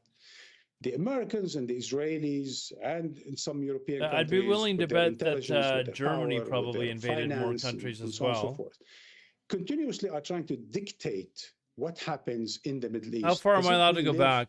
in the early part of the 20th century, as if we are back to Sykes-Picot, as if a bunch of white men hanging out in Canada or in Geneva or whatever wants to dictate how to divide the Middle East, who's behaving right, who's behaving wrong, and why should everyone behave and listen to whatever a Western Well, leader is Canada's saying. already won the The war idea over we're that back stupid to the island neo-colonial, neo-imperial logic against of might Denmark. versus right, when we know the Palestinians are resisting occupation, they want freedom, they don't want terrorism and destruction and tyranny and what have you. They want freedom from 7 years of I'm 70 30-year-old years guy of from occupation Siberia. and dispossession. Also got And 10 whatever is friends with going nobody. down there, it No, is about no one of resisting them occupation. supports It is war about versus Ukraine. Don't anti-colonialism. trust And that's politicians. something the Europe and the United States don't want to be reminded of. I don't think The same anyone thing was when it worried comes about to the nuclear Siberia issue. Israel supporting the is a war nuclear against power. Ukraine. It is not a signatory of the NPT. It's attacking a country that is Not as far signatory as of the NPT. not as far as and that I've heard. had last Yeah, I was year gonna some mention the Mongols as well. 470 They inspections conquered by the IEA. I don't know that we So need to go what are back we that talking far about in the because end I of the mean the day? As I U.S. said, wasn't it's even very around at that sloppy point. the But way the West it's making its case. I don't think it's convincing. what to was the anyone, saying with the including British to Empire? the The sun's Europeans always and to the American setting public. I think somewhere in the the British last poll Empire or that came something like out that. yesterday from YouGov about specifically Germans and Can't remember the Italians, specific. majority of those who are taking position, an absolute majority, are saying Israel is wrong on this question. All right, Marwan Bishara there, our senior political analyst, joining us from Paris. The Thank sun you so never much, sets. Marwan. Yes, that's it. Thank you. Now to some breaking news coming out from the US, and a federal judge has ordered the release of detained Columbia University student Mahmoud Khalil. No You one might has remember killed Khalil more was people than the arrested in March Swiss? by immigration officials. The Trump administration How is is trying that? to strip the Syrian-born Palestinian of his US green card. It Talking about argues his modern age? activism for Gaza undermined the foreign policy of the United States of America. I mean, there's generally Let's go only live to our like White one House or two correspondent Kimberly Halkett. Kimberly, so we know a federal judge has ordered his world release. Will powers he be at a released? time, right? So eventually there will be another world power, and it won't be the He U.S. wanted to be released was because he It'll be wanted Canada. to be closer to his wife and his newborn baby. So the request was actually for a release or to be moved to a New Jersey jail. And we should point out that back earlier, a few weeks ago, a judge ruled that he could not be deported, but he was not released. And so this is what his What year were the working United on. States So this fact now that he has been ordered to be released is a blow to the Trump administration. What year that was were arguing the that while he is USA formed? fighting and making a legal push to stay in 1776. the United States, that he should be detained. So the question is whether this really will happen this time. We'll have to watch and see. But I mean, are you including nations that the U.S. helped invade to regain nations that Germany had invaded? In the United States, never before is it known that there has been someone who has had their green card or immigration permanent resident status revoked because of their views, their political views. And so this is what has made this such a significant case. I could only wish. Of Mr. Khalil, he was, of course, very active in those Columbia University pro-Palestine protests. But like I said earlier, generally the world But only has the one or reason two that the, superpowers. So U.S. government right now it's says the Americans' that, turn. He needs to be deported. It's not just for those views, but also they're arguing that he lied on his initial immigration a couple hundred paperwork, years, it'll be someone else. That he vehemently denies. And again, what we're hearing is that this is something that is going to continue to be fought by his attorneys, as well as the many thousands of advocates that are working on his behalf, even as the Trump administration is trying to continue to see this man removed from the United States. All right, thanks so much. Kimberly Halkett there from outside the White House. Still ahead on Al Jazeera, not friends, not enemies. We take a look at the history of the sometimes volatile relationship between Iran and Turkey. This has got to be a recording. This guy is, there's no way this guy's still going.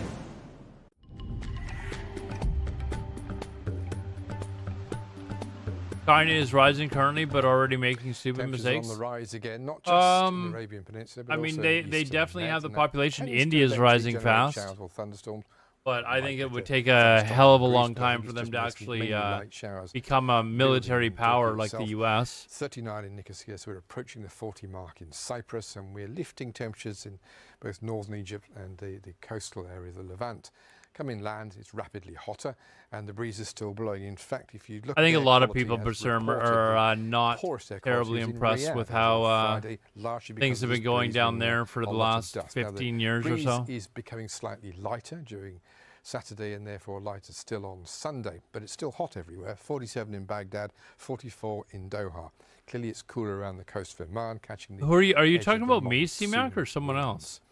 Doha's forecast actually officially gives it as very hot. The average is 42, so we're back to. Are you talking about Mike? That to 45, and not inject me. a bit of haze into the Of atmosphere. course, not me. Everything I say is factual. The edge of the monsoon is still catching Kenya and Somalia, but not so much. The showers inland every day as they expand from Lake Victoria, so you get lunchtime showers in Kigali, Kampala, and Nairobi. Why is the map not working? There we go. I'm gonna zoom out here. Let's see here. Modern times, you say, huh? I mean, are you including? Like, are we not able to include Germany because it's not modern times anymore? I guess. So I guess in that sense, for this period of time, yes, the U.S. is probably in the lead. But who knows? You know, who knows where things will be in 50 years.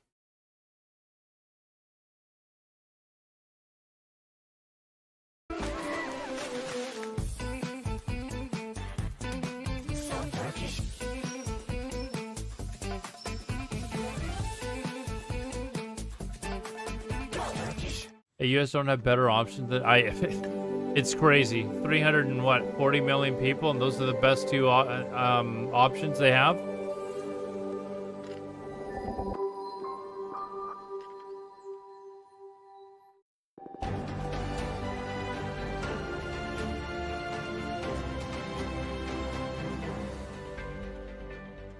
Welcome back. You're watching Al Jazeera. Time to recap our headlines now.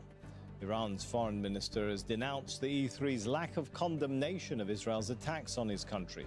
Abbas Araghchi also said Iran will consider diplomacy once again once the attacks on his country end. More reports that U.S. president is very close to ordering an attack on Iran.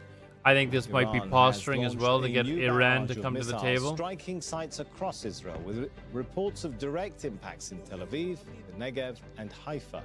Israel's ambulance service says at least 17 people were injured reality by a show? missile strike in the strategic port city. Is that of the? Haifa. Are you Some talking about The serious. Apprentice? The UN Security Is that the Council one is he holding was an on? emergency session to discuss Is that the reality hostilities show you're at the talking about? request of Tehran. Secretary General Antonio Guterres warned the conflict could expand, becoming what he called an uncontrollable fire. Apparently, an Abbas earthquake Aslami just is a struck senior Iran. research Not a fellow very at the big Center one, though. for Middle East Strategic Studies. He joins us from Tehran. Good to have you with us. So now that we've got dust has settled somewhat from that Geneva meeting, it seems Excuse me, the 5.2, Iranian position just a is baby clear. earthquake. It will not negotiate with the US or resume indirect negotiations with the US while Israeli attacks continue. But it is willing to continue talks Shows how fucked our with elections the is. Europeans. Is that the process which Tehran hopes 5.2 will is not continue in huge. the What, coming dude? days? That is not a very big earthquake. Sami, as you said, yes, it seems that there will be no progress. That's on a the baby nuclear earthquake, matter dude. as You know long how as the aggression magnitudes of by Israel earthquakes work, continues right? against Iran, and this is kind of, let's say, urging the Western parties in order to put pressure on Israel to end this conflict. And in the meantime, we have been hearing from European officials demanding that Iran also make compromises on its defense capabilities, including its missile power. And this was a clear no to those, let's say, officials. Makes it Iranian easier for foreign when they minister attack. said Well, I that mean, they're that probably issue is going to attack non-negotiable. Denmark first. And but they also, in the And then they meantime, would just stressed own the continuation of Greenland, the right? talks. And this, I think, Right, this like that's means how this that happens. so That's far, how there this has works. not been a significant progress in those talks, but they might be looking for further discussions in future. But with the aggression going on, I think we cannot expect a big outcome from these talks. Do we know what they're going to talk about going forward? And given the fact that the Iranian foreign minister has said he's not going to discuss the nuclear program while he's under fire, and it seems the Europeans were there to ask Someone's him got to budge simply here. to resume indirect talks with the US. Right, somebody What do has they to talk budge about here. the next time they meet then? Well, Europeans seem that now it's a good time for them to ask for further compromises from Iran at the time that Iran is facing military pressure as well as political and economic pressure from the West and Israel. They wanted to try their chance to be back and play an effective role, but Iran doesn't seem to be subduing to that process. And, it was mentioned earlier by Iranian officials that the discussions that were expected to be included were the nuclear matter as well as regional developments following the Israeli aggression. Denmark has 25,000 has people not in the officially been military. demanding How many the other people live in sides to Denmark, mediate for the Nixon? What's the escalation or population of ending the Denmark? conflict. It has said that by the time that Israeli attacks continue, Iran will try to reserve its 6 right million. to self-defense. But in the meantime, this could be I think kind of Canada's pressure going on to the invade Western tomorrow, parties okay? in order to put pressure on Israel. Canada's going to invade tomorrow. The aggression. But it's a kind of, let's say, I'm past that, we cannot expect We can a finally, progress on the nuclear matter as long save as the your aggression country for you. continues. But So Abbas, if I on the could jump in, meantime, how much faith or confidence do Iranian officials have in European mediation when we've seen the European powers were unable to salvage the last nuclear agreement when the Trump administration pulled out? The decision of war now, whether the US goes to war, is in the hands of Donald Trump. It's not in the European hands. There's not really How much in the way of faith and updates right now confidence either, guys. are I'm Iranian still officials looking placing in their through talks with Twitter and Europeans? Sami, Iran does not have a good record of European. they're just it's it's just basically a lot of commenting about how Iran saying once we stop getting attacked, we'll sit down and talk. An agreement with three European countries, but the US didn't keep to that agreement and it collapsed. And following the 2015 nuclear deal that was working for a couple of years, the US withdrew from the deal. Europeans were not able to compensate that. So And before Trump taking office in the United States, Iran was engaged in discussions with 3 European countries, and they were not able to offer something, meaningful to Iran. And at this moment, I think that's a test for them. But the precedence is not promising. And that's why, but Iran, in the meantime, wanted to give apparently air to defense give systems have diplomacy a chance at activated this over context. Iran. But So there's their answer. Expectations were not that much high because announced 3 minutes ago, air defense systems have erected over Mashhad, Iran. Let's find out where that is. Mashhad, Iran. Why do I not?